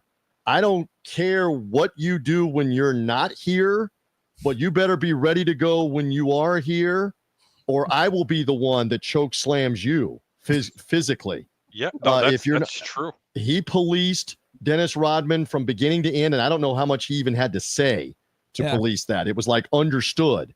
If you don't show up ready to go with your multicolored hair and wearing the wedding dress at the book signing and the pro wrestling and all the other, if you don't show up ready to go, you don't have to worry about Phil or Jerry. You got to worry about 23 right over there.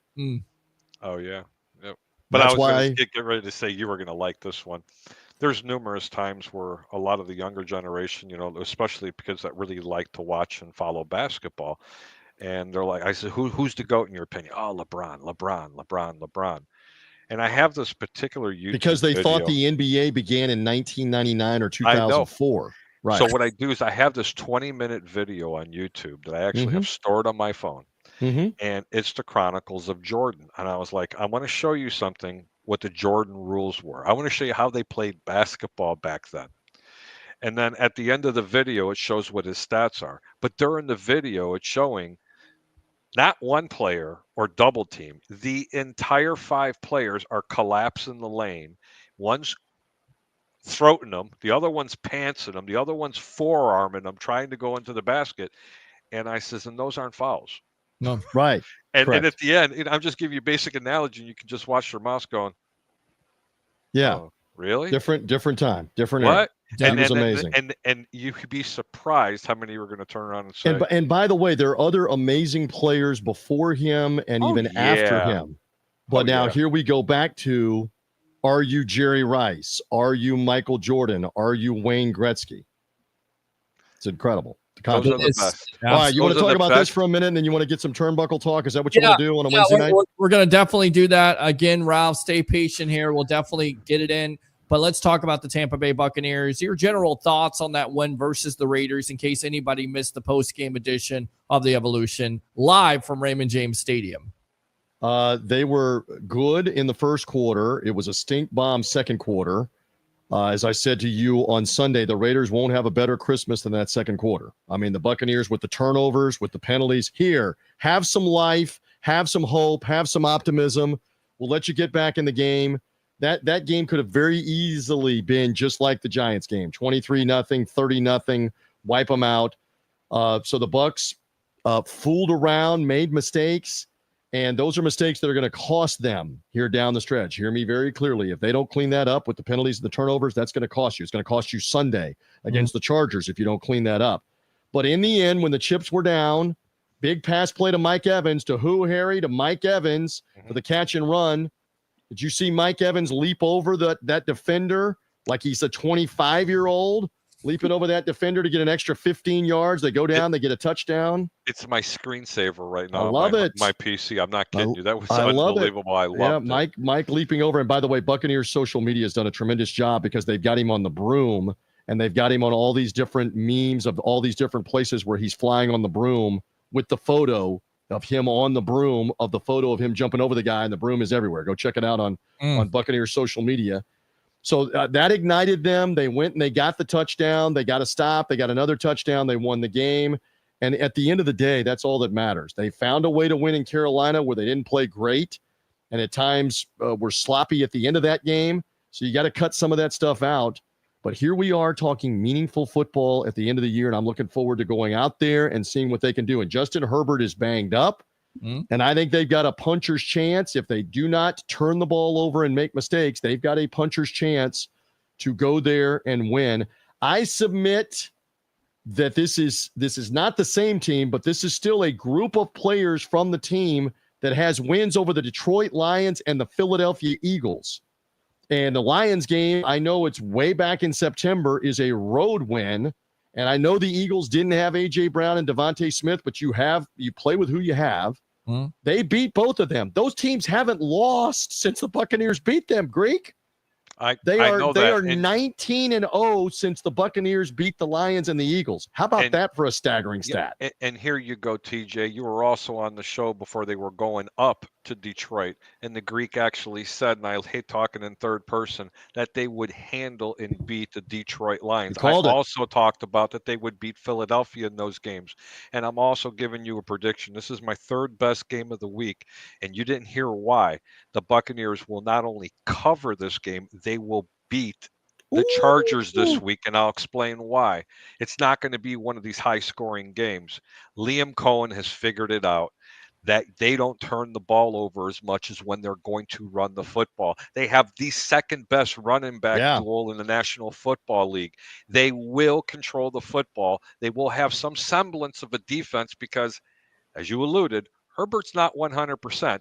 Nobody really respects that run game. But I promise you, if they continue to run the football, those seam routes are going to be wide open because nobody plays defense. And they haven't faced a defense like this Chargers team this year. But if they run the football, that will nullify a pass rush for the Chargers.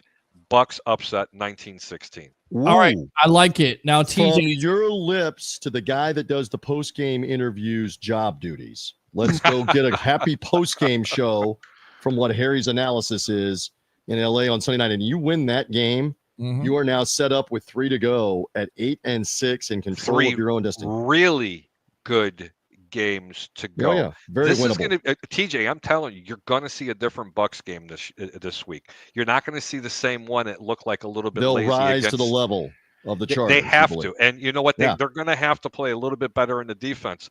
And you know what? You know what else you're going to see, TJ?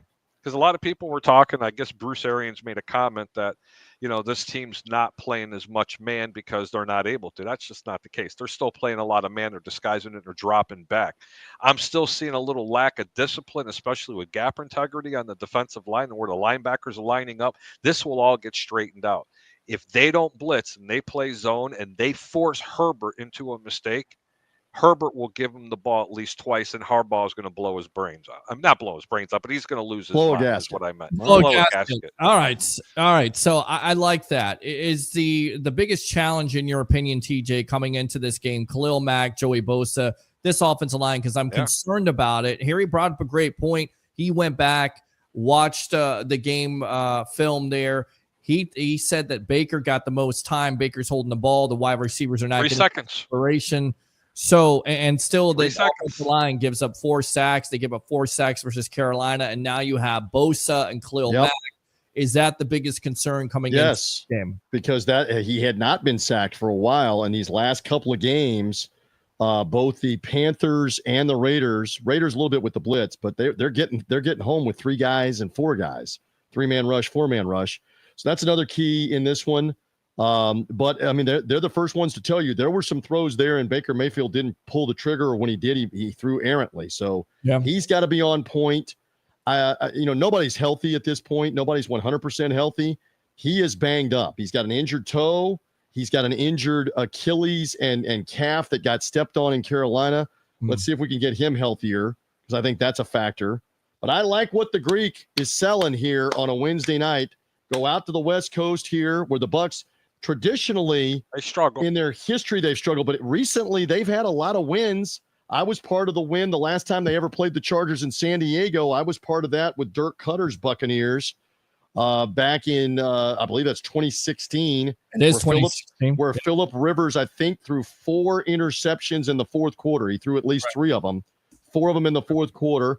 They've won in San Francisco previously, went out to L.A. and won in the Coliseum a few years ago with Jameis Winston. But even in recent years, that Tom Brady guy had some success going out west whenever they played. Not recently with the 49ers the last couple of times they played, but you won a game in Arizona on Christmas night a couple of years ago. Let's see if they get out there against the Chargers and get a victory. And if they do, my goodness, that sets things up for the final 3. Run the football. You will nullify that pass rush. All you got to do is run the football, and they have been doing it. You run the football, you're going to have some 3 and outs. Don't get discouraged. You are going to force those safeties to come up. And Baker Mayfield, it's not even close. He runs the play action better than anybody in football. And you're right. I mean, the run game stats, the third down stats, the red zone touchdown stats, they are all tremendous for this team. That has not been the problem during the struggles. So let's go see them put it together, play a clean game. And I pledge to be back with you and talk more about relevant football at the end of the year and the postseason. That is what it is all about. I hearken back to a year ago at this time when people were wondering, is this team going to put it together? And they went and won back-to-back games against Atlanta and at Green Bay when almost nobody thought they were going to win in Green Bay. Go give me a Charger win, and then let's see what happens after that, guys. And by the way, that would also be my prediction for the year. I said 11-6 for this Tampa Bay Buccaneer team. So, of course, they're going to beat the Chargers on Sunday, because hopefully that prediction is correct. Really quick, 2 more questions, and I'll get you out of here, and then we'll get to Turnbuckle Talk, and it has to do with Turnbuckle Talk.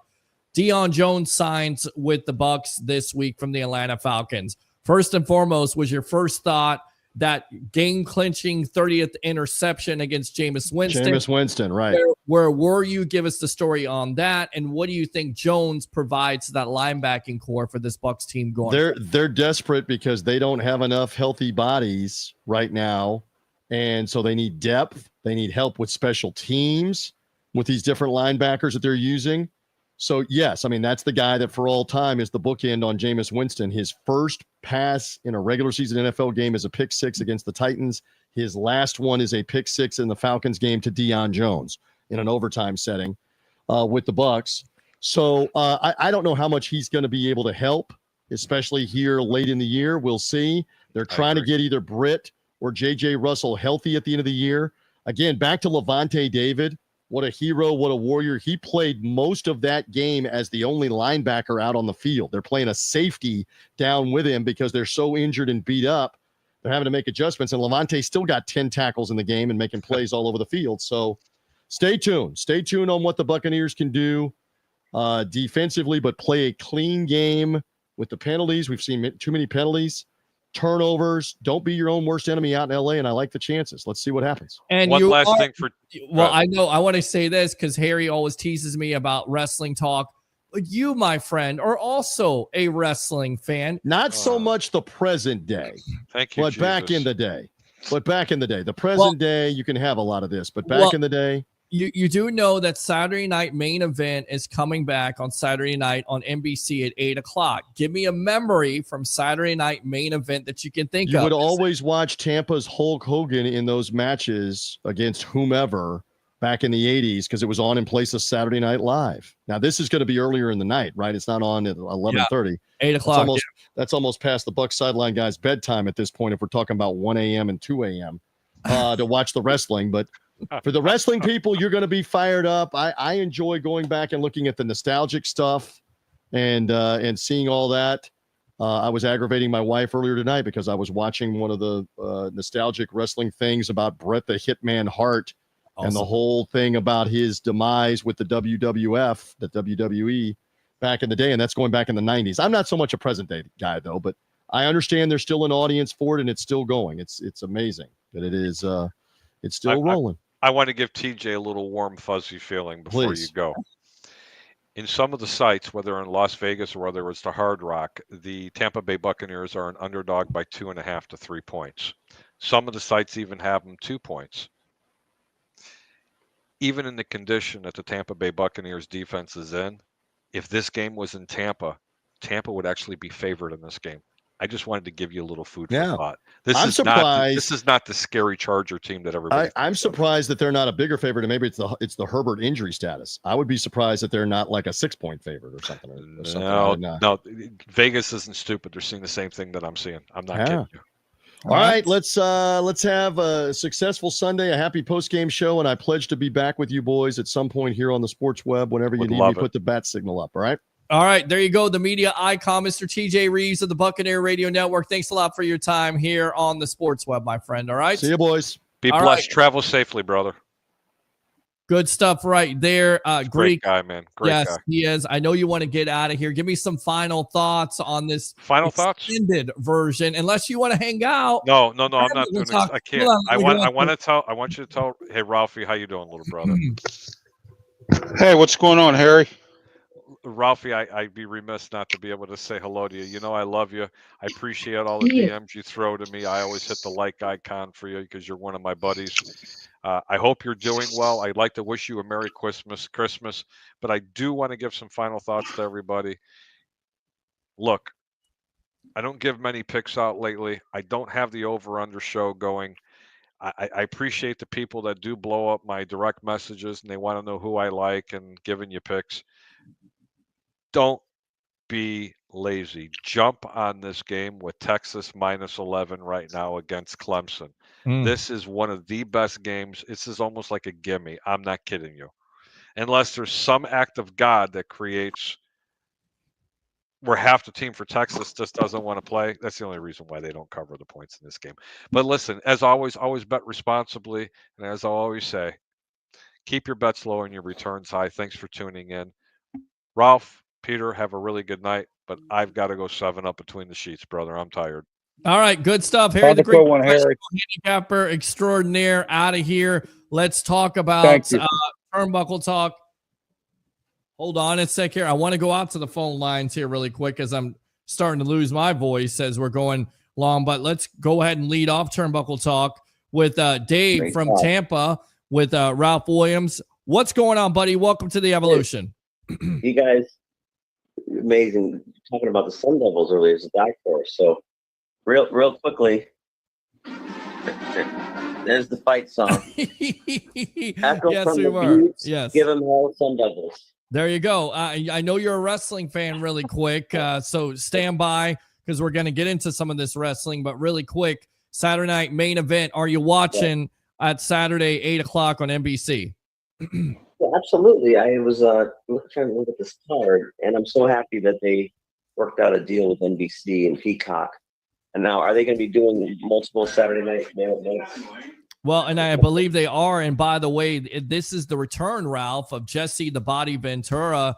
What do you think of that move here, Dave? Hold on, because I want to hear from Ralph here. Ralph Williams, the bodyguard of the Berg. Welcome to the Evolution. Jesse the Body Ventura coming back. It seems like old times here being rekindled on NBC at 8 o'clock on Saturday night. What do you think about Saturday night's main event? I love it. I'm glad it's back. It was a great show back in the day. I used to enjoy every minute of it. Now Jesse Ventura is coming back. One of my favorite people. He'll give you right to you. He doesn't leave nothing out, and that's what I like about Jesse. Yeah, he's right. All right, Dave. What do you think, man? Well, I was trying to look at the main card. I'm trying to look at the main events. I know they're showing Cody Rhodes and Kevin Owens is the main event, right? Well, here's the main events, guys. This is crazy right now. The undisputed WWE Championship is going to be Cody Rhodes versus Kevin Owens, and it's rumored that Cody could lose the belt, which, listen, I don't think that makes sense. I understand you're trying to bring publicity to Saturday Night Main Event and make it an event, but if you're going from NBC or you're going from USA Network to Netflix, doesn't it make sense to have the belt on Cody instead of Kevin Owens? Although it would be interesting, Sami Zayn versus Drew McIntyre. You got the World Heavyweight Championship, Gunther versus Finn Balor and Damian Priest. The Women's World Championship, Liv Morgan versus Io Sky. And the Women's United States Championship, which is Bayley or Chelsea Green versus Michin or Tiffany Stratton. That's a pretty good card. And I'm wondering if Tiffy Time's going to get involved somehow in the Liv Morgan match, with her little. It's a great question. I mean, what do you think here? Dave's asking, Ralph, what do you think? Does Tiffy Time, is it time for Tiffy? Yeah, it's time for her. She better do something fast because March is coming up. That's when they have the Money in the Bank, and that's when you have to, 1 year. I mean, she's got to do something. And I think she will cash it in on Liv if Liv is down and out, in this match. All right, Dave, I appreciate the call, man. Use that second call if you want to. And as always, great job. Great job. Go Devils. Take care. Go Devils, buddy. Good stuff. Up on phone lines. I know, Mr. Williams, you were trying to call in, but you want to talk Bucks. We're talking Turnbuckle talk here. Guys, Curtis tried to call in. Call back 727-255-0391. It's 727-255-0391. Once again, the big time story, Saturday night's main event returning. And I believe it has been, and I was looking at this, I couldn't believe it. It's been since 18 years? The last time they were on, it was 2006. Yes. Is that correct? Yes, absolutely. That is it. Yep, 2006. They had it on Peacock. I mean, they were doing some stuff on the WWE Network with it, but on NBC, it hasn't been on NBC since like 1985, I think, or something. Well, but they've had it on, Yeah. It has not broadcast since 2008. It started out in 1985. Let's go out to the phone lines. Lots of web heads want to talk wrestling tonight. WWE, AEW action with yours truly, along with the bodyguard of the Berg, Mr. Ralph Williams. What's your name? Where you calling from? You're on the Evolution. Peter, Jeremy, how you doing, brother? What's going on, Jeremy? What's on your mind tonight, man?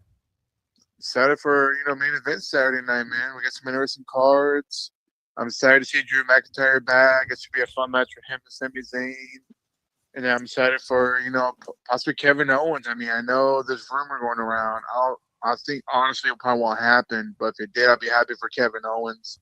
I'm a big KO guy. And hopefully, if he gets it, he gets it. If he doesn't, it's all good. I like Cody too. So, what do you think about that, Ralph? Is it Owens' time? Do you think they really do pull the belt off of Cody and put it on Kevin during this Saturday night main event? I mean, is that the way to do this, to go into Netflix? Could you have a match before? It doesn't make – I don't know. No, it don't make no sense at all, Peter. I think they need to keep the belt on Cody Rhodes. I mean, they're like you said, they're going on Netflix. They don't want to look bad. They're having this transfer portal, kind of like college football, going on here, and we're going to find out what happens with that. Going back to Drew McIntyre, he brings up a great point, Jeremy. Thanks a lot for the point here. What do you make of this match between McIntyre and Sami Zayn? I mean, McIntyre comes out of nowhere. I mean, what do you think of this storyline? I mean, he's a great wrestler. He's a great worker. He definitely carried this company before, and now he comes out of nowhere. A great rivalry, if you will, with CM Punk. So what do you make of this match, Ralph? Well, everybody's upset with everybody that got involved with Roman Reigns. They're upset with Sami Zayn. They're upset with the Usos. They're upset with CM Punk involving the War Games match. So everybody's upset with everybody, and he obviously, Drew McIntyre's upset because everybody that was involved in the War Games match helped Roman Reigns. And Roman Reigns didn't make any friends when he was the tribal chief himself. And he just went ahead and did his thing. He was a good heel when it lasted, but now he's trying to come back and gain back his notoriety and everything else. And that's going to be hard to do, to try to get back what he lost. Well, I think he's going to be a face at this point because eventually the way they're setting it up, it's going to be CM Punk who's going to turn heel. Who's a better heel at the end of the day, Jeremy? You would have to agree with, of course, the wise man turning on Roman, and that would be Paul Heyman with CM Punk. Is that what you think? And what do you think about Saturday night's main event? Give me some predictions there, my friend. I mean, truthfully, I see more Seth Rollins coming out as a heel more than CM Punk, if you ask me. Wow. Because Rollins is obviously after Punk, and I think they're going to have a little rivalry leading up to Mania, if you ask me.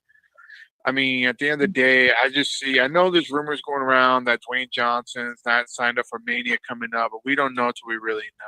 That's the real truth. I think they're setting up for Rock versus Cody, Roman versus Rock.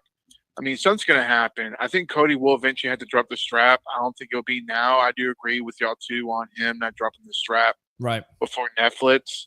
Because I guess The Rock and Cena are both supposed to make an appearance on Netflix for the first night of Monday Night Raw, which will interest things. But as far as the heel turn, I think CM Punk is not going to turn heel just yet.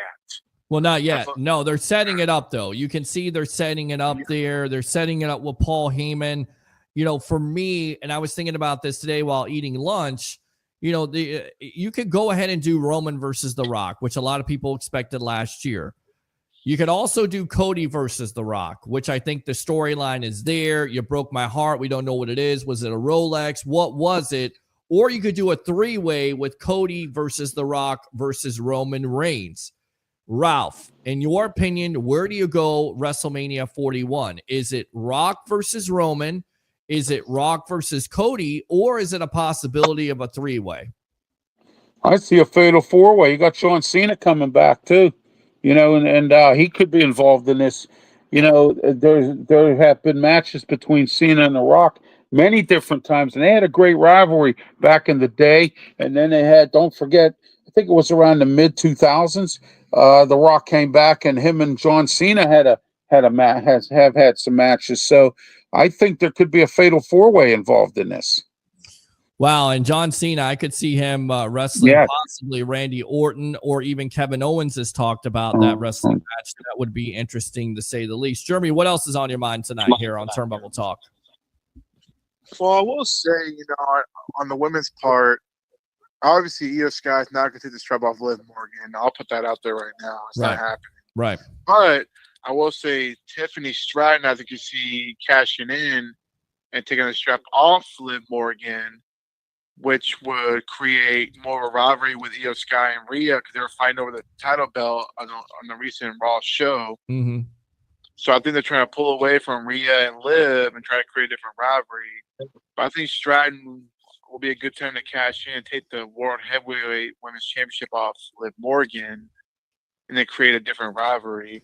That I can see happening. Cody's not dropping it, even though I love KO. I want to see him win it. I don't see it happening. Because I agree with both of y'all. There's no sense. That would make no sense. I wouldn't understand what Triple H is doing. What about Gunther, Finn Balor, and Damian Priest? Are you interested in that? I am. I'm a big Finn Balor guy. He's had the worst luck in the world between that injury back in 15, 16 with Correct. the World Heavyweight the Universal Championship. Hasn't been the same since. But Gunther, he's on a high level right now.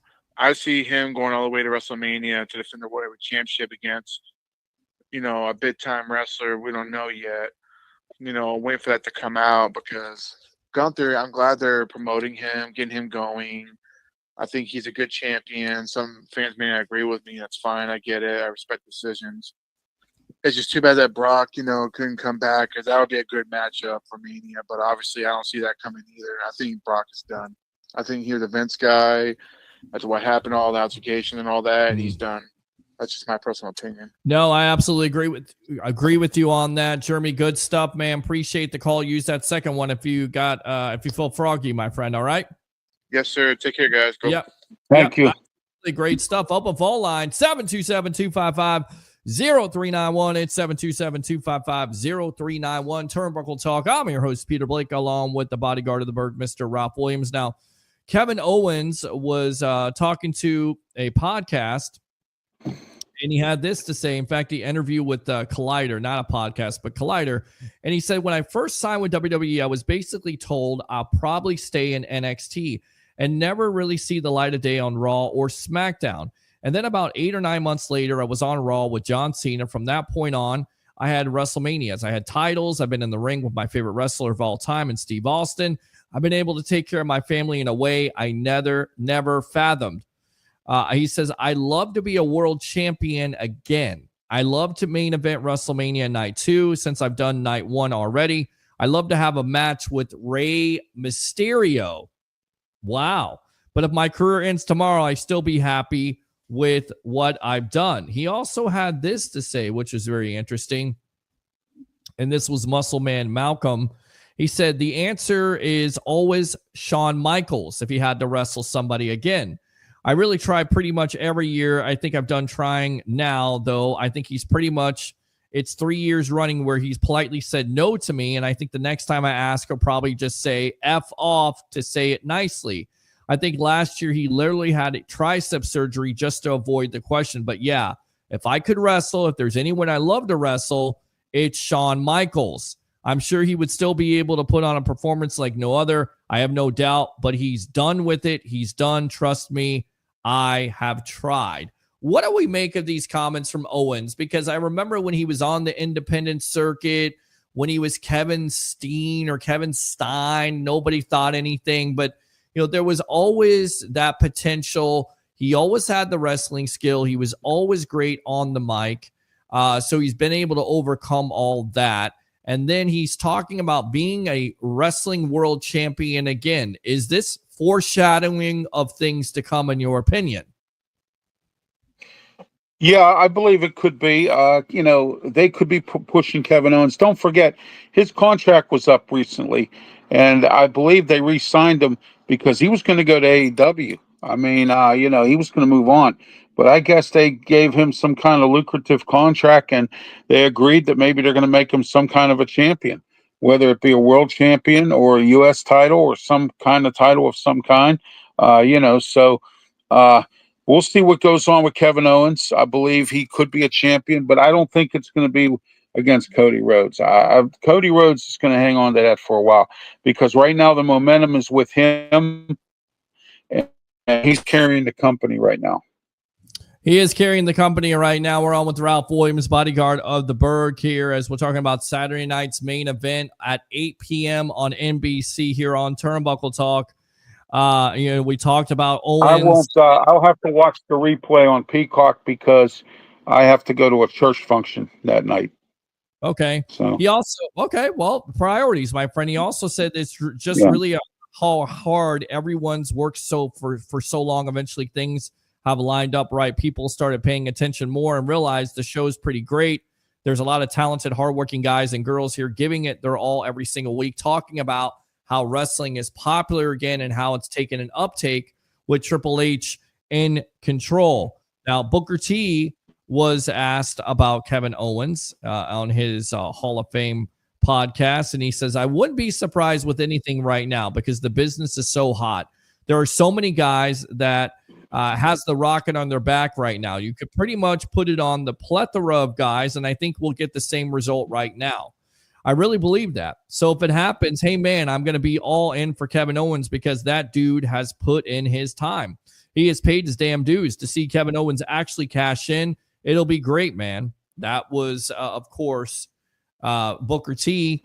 And now also Bully Ray has commented on the possibility of Owens winning the title, stating that The Rock could cost Rhodes the championship to continue their rivalry from WrestleMania 40. He also noted that the return of Randy Orton is possibly on the horizon, and he could be a future challenger for Owens if he becomes undisputed WWE champion. So what do we think of all of what Booker T, Bully Ray are saying about this title match on Saturday night? Well, they're not wrong about it. I mean, it's going to be an interesting title match.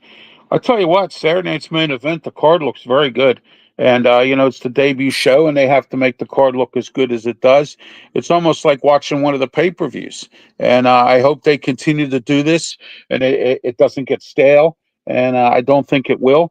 They've done a really good job with creative in doing some things. And we're going to find out.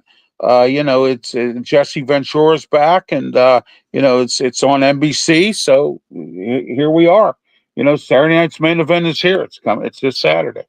It is this Saturday on NBC at 8:00. With that being said, his comments of Shawn Michaels. Would you pay to see Shawn Michaels come back? I mean, I know that he's the Heartbreak Kid. I know that he's the showstopper, but is it past his time? He's running NXT. Yeah. Would you pay to watch Shawn Michaels versus Kevin Owens? Do you think that would actually be a worthwhile match? No, it wouldn't, because Shawn Michaels hasn't been in the ring in 10 years, maybe more. That wouldn't work. I mean, I don't know what kind of shape he's in at this point. I do know, he's the general manager of NXT, and he also works with talent. So, I think he's content and happy with what he's doing. I don't believe he wants to come back and wrestle at all. It's a good point. All right. Kevin Owens missed the bus. I mean, if he really wanted to fight Kevin Owens, he should have fought him in his prime or whenever, Well, and here's the thing. Also, there was a special teased by Triple H presenting Cody Rhodes with the Winged Championship, which is from the 90s, 80s, and 90s there. Again, bringing back a retro look. Why would you present Cody with that belt if you're going to take the belt? Again, this doesn't make any sense to me. I know they're going retro. I know they're trying to build it up, but to me, Cody Rhodes will be the champion, but I may be wrong about that. With that being said, what do you think of the overall storylines? War Games, what did you think of the new bloodline versus the old bloodline? CM Punk, what did you think of that whole thing? Because a lot of people thought somebody was going to turn and nothing happened at all. Yeah, that's what I thought as well. But what I did like was when Bronson Reed crashed and burned, jumped off the cage, and then he went through the table and he hurt himself. I'm glad he's out, because he was a force for the new bloodline. And then Jacob Fatu supposedly hurt his knee, but he didn't look like he was hurting when I seen him last Friday on SmackDown when the bloodline was running all over the place. And now Tongaloa's hurt. So I'm hearing stories that Omos could be coming in to be part of that. Solo's getting somebody, and I hear Roman Reigns is getting. There's two cousins of his, a part of that family that supposedly is coming to NXT from different areas, and he's going to recruit them and bring them up, and they're going to be part of his bloodline. Because you're not going to see CM Punk again, and then Sami Zayn will stay. And right now, Jimmy Uso's hurt, so somebody's got to fill in for Jimmy Uso. What is your thoughts on this whole CM Punk Seth Rollins drama? Because it was revealed that CM Punk offered help to Seth. Seth took it when he was first starting out. I mean, it kind of adds another layer to it.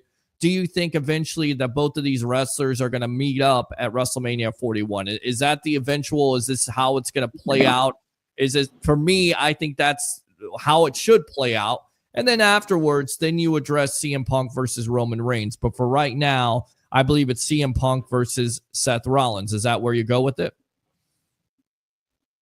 Yeah, absolutely. And let me say this: you have two dogs fighting over a bowl of food, which means you have two guys who want who want the championship. CM Punk has plans to possibly be the champ again, and Seth Rollins is trying to get back into that again.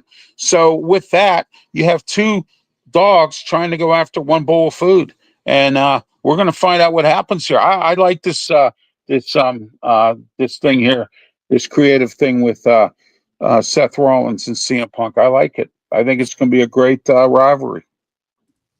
All right, let's talk about Rey Fenix. Have you heard about this situation, this drama Yes. that's involving AEW? Him and his brother are both coming. Well, yeah, the Lucha Brothers, and it looked like their contract is up. They're going to WWE, but Phoenix initially stated that he would soon get to tell his truth regarding his situation before then tweeting, "Nobody stays in a place where they received inhumane treatment." 2 days later, Phoenix responded publicly to a report that described the former international champion situation in AEW as ugly and a huge injustice, with Phoenix stating that the information was more accurate than he had seen. He also tweeted, "I needed a doctor and you ignored me for months." With Phoenix and Penta previously reported to be WWE bound once their respective AEW contracts expire, WrestleVotes provided some information on WWE's reaction to Phoenix's social media comments on WrestleVotes Radio, detailing WWE's surprise at Phoenix's tweets, hearing that there were those in WWE that were surprised yesterday with Rey Fenix tweets, not to say they're not interested anymore. I'm not sure they didn't change, but there were some eyebrows raised over those tweets, especially if you're going to pull that out there publicly. I think WWE is going to do some digging into what's going on so that Dr. One, my phone stated to buzz a little bit afterwards about just the surprise from a few WWE staffers that really didn't have a pulse on what may or may not be going on over there with Rey Fenix. So I'll just think it raised eyebrows throughout the whole wrestling world, and it did certainly, in Stamford. Now, with that being said, Sean Ross Sapp of Fightful Select reported that AEW elected not to comment on the situation and that they could not comment on medical claims. Sapp writes that multiple AEW sources were surprised by Phoenix's tweets. The report notes that one source said there have long been communication issues. However, they had not heard anything that could be considered human or inhumane. This source heard that Phoenix had a problem with the doctor who had not cleared him at one point, but the exact contact was not complete. Further details regarding the issues are unclear. Also, Sapp says another AEW source who claimed to be familiar with the situation said that the claims were untrue. It was noted that AEW had been upset when they heard that the Lucha Brothers had talks with WWE while there had plenty of time left on their deals. Penta El Zero recently entered free agency, and he previously claimed that he was in talks with WWE. Sapp writes that WWE has not officially commented on the deal, but it is widely believed that they were planned for a WWE run. As previously reported, AEW learned about their alleged talks in the summer. What do we make of this debacle, this drama that once again continues to follow AEW, whether it's CM Punk, whether it's wrestlers in the back, whether it's wrestlers leaving there and being happier in NXT and WWE? I don't want to pile on, but it just seems like once again, it's Tony Khan and the way he runs business. And right now, a wrestler is telling his truth and exposing what this company is all about. Is that fair? Yeah, exactly. I agree with you on that because, I exposed, and I'm going to use this example. I exposed a radio station that I was on before about what they did to me. And I don't blame them for doing that because especially, when it affects your career and your health, okay, that is when you need to get ignorant. And it's affecting both his career and his health. Okay, if this doctor was negligent, he could actually sue AEW for that because this doctor just didn't do his job properly, and that's affecting his career, and that's affecting his health. Okay, and I'm glad if I believe I've read some reports that they both have signed with the WWE, and I think one of them is going to be fighting what's his face there on SmackDown this Friday. I think that's the opponent for him, the number 1 draft pick. All right. Again, also the widespread belief, as the report notes, was that they were planning for a WWE run, bypassing WWE NXT, and AEW had learned of those talks over the summer and were not happy. AEW had supposedly penciled in the tag team and for big things, with original plans for them to win the AEW Trios Championship along Pac at All In, but Willer Yuta and Claudio Castagnoli took their places as they currently reigning champions. Phoenix's contract status is said to be in the air, with people in AEW reportedly indicating that Khan could give Phoenix a early release. However, there's a concern that any outcome could set an unfortunate precedent. So there you go. Whatever you make I meant of that. to say Carmelo Hayes. One of them's going to fight Carmelo Hayes this Friday. All right, let's go out to Dave Ruffalo here. Jesse the Mind Ventura, former governor of Minnesota. Christopher Cole KO for champion fits with the story that they're building up. Let's go out to Bigga. 2013, Luke Kuechly won Defensive Player of the Year with 156 combined tackles, 10 for loss, 4 interceptions, 2 sacks. David had 145 combined tackles, 21 for loss, 5 interceptions, 7 sacks. Difference was Carolina was 12-4. Bucks were 4-12. Good stuff there. Bigga. Oh, yeah. Even with the tackles, Kuechly had 93 solo and 63 assists. David had 107, 38, meaning he had less help and was still getting it done. Let's go out to Dave using his second call. Great job. What's on your mind, my friend? Welcome to Turnbuckle Talk. Hey, real quick, Shawn Michaels, I know he's made some statements in the past. I think as late as October, he said, look, my in-ring career is over. And I think a lot of it had to be attributed to that match he had with Triple H against, I think, Undertaker and Kane. That was atrocious. That was an atrocious match, and they both should have been done wrestling at that point. And number 2, I know this whole deal between CM Punk and Rollins, which I love. I know Rollins continues to talk about, when you left back in whenever it was 2013, 2014, you turned your back on all of us. One thing that CM Punk should really talk about with me, and probably doesn't want to, is the reason CM Punk left is because of Vince McMahon. The way Vince McMahon treated him, all the injuries he had. He was supposed to actually go do a film, and then they said, no, we're going to have Randy Orton do it. We want you to go tour Europe. And he was exhausted. He had all those issues. Then he got fired on his wedding day. So he stayed away because of Vince McMahon. It was also a medical situation too, much like Phoenix is dealing with, because he didn't trust the doctors. He had wrestled through injuries. Of course, Ryback injured him. I mean, it wasn't a good situation either. Back then, it was a bad look.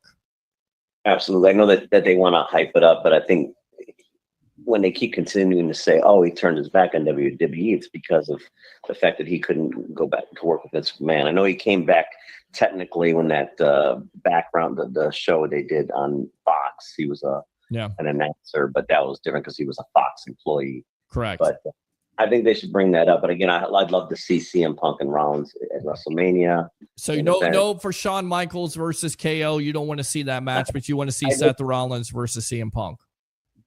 Absolutely, in a heartbeat. I mean, and I'd like to see Goldberg come back and fight Gunther. I know we talked a little bit about that a couple of days ago. Yeah, I'd like to see that match. I mean, is that a good match, guys? Does that work for you? Can they make a match like that? Because we saw Goldberg and he wrestled the Undertaker, nearly killed the Undertaker with the move he had. Is he in good enough shape? Can Gunther carry that match with Goldberg? Is that worth watching in your opinions?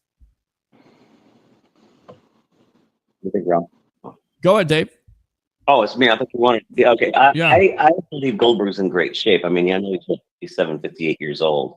I know that it'd probably be a quick match, maybe 15-minute match, 15, 20-minute match. Right. And I believe he's going to use it. I'm hoping that they push Gunther. I mean, basically make him look great. Correct. But I don't know. I mean, do you think that Goldberg will take the loss in that? I think so. Yeah. Yeah. I mean, if he's going to put over somebody, you put over Gunther because the guy's the ring general right now. He's the guy that's worked the hardest. It makes sense. And I think that's what Goldberg has always wanted. He has always wanted that retirement match. But it's really weird with him, Ralph, the way he looks at the business. See, it's different for Goldberg. I think there's a lot of people, and I think you could say this, Dave, also, that Goldberg really doesn't care about the business as much as some wrestlers out there. Is that a fair statement, Ralph? Yes, it is, because Goldberg admitted, and when I watched some documentaries with him in it, that he said in on his biography that he didn't like the business and he had to get out of it, and so he even part-time contract that he has, which is one of those legends contracts, and he gets $1 million a match, win, lose, or draw. So it's all it is money grab for him. I don't see him beating Gunther, because if it gets past 15 minutes, maybe 10, Gunther's going to beat him, because Goldberg can't survive in a long match. Good point there, Dave. What do you think?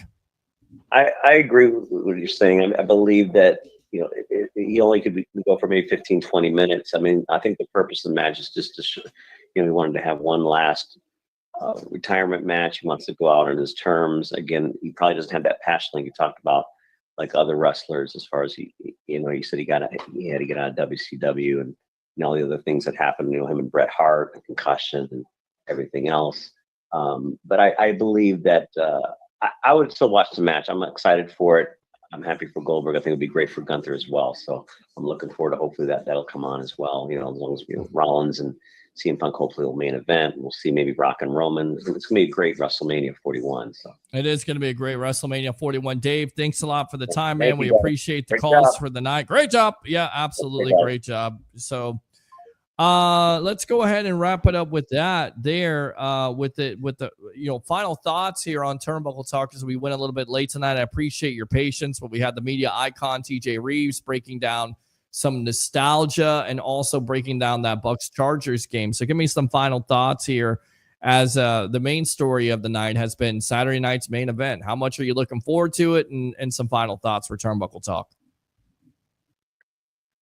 I'm looking forward to it, but let me add something here. Matt Riddle is now with TNA. I wanted to let everyone know that. Number two, AEW has turned into a dumpster fire. There's no organization, there's no creativity. You and I have had this discussion before. Their creative is horrible there, and some of their matches are so boring, and I'm tired of seeing some of the same stuff all the time. So it's getting a little. Their tournaments. I had this discussion with Smoke and Jim Frazier on our Wrestle Talk show on Tuesday. I said I don't like the tournaments that AEW does, because they have the blue gold, and then they have points, and then it takes 6 years to get the championship, because you got the tournament going this way and that way. Their tournaments are not great. WWE's tournaments are organized. They're done within 2-3 weeks at the most. And then now this new tournament for the women's Intercontinental and women's USA belts are now starting to come around. So, and WWE doesn't waste all this time with brackets and points and all this other stuff, for championship belts when they have tournaments. That's what I like about WWE as well. Saturday night's main event's going to be great. I can't wait. I'm going to watch it when I come home, because I have a church event I have to go to. Good stuff, Ralph Williams. Appreciate the time Thank here you. on Turnbuckle Talk. We'll see you next week. All right, my friend? I'll be here. Don't forget to catch my stuff on my YouTube channel. I also have 2 radio shows, the Ralph Williams Show, 8 a.m. to 9 a.m. on 1250 a.m. 92.5 FM, and Sports Corner Show, 2 to 3 p.m. on Saturdays as well, with me, Ralph Williams, Smoke and Jim Frazier, Claudia Rosano, and Luther Dupree. And folks, I am waiting for an answer from Salem Media. I may possibly be having a steady Monday through Friday radio gig. Excellent, man. Excellent news. As always, Ralph, appreciate the time here. We'll see you soon. All right. All right. You have a great one, Peter. Thank you as always. And I see you're still in the king chair. I am in the King's chair as well here in the new studio digs.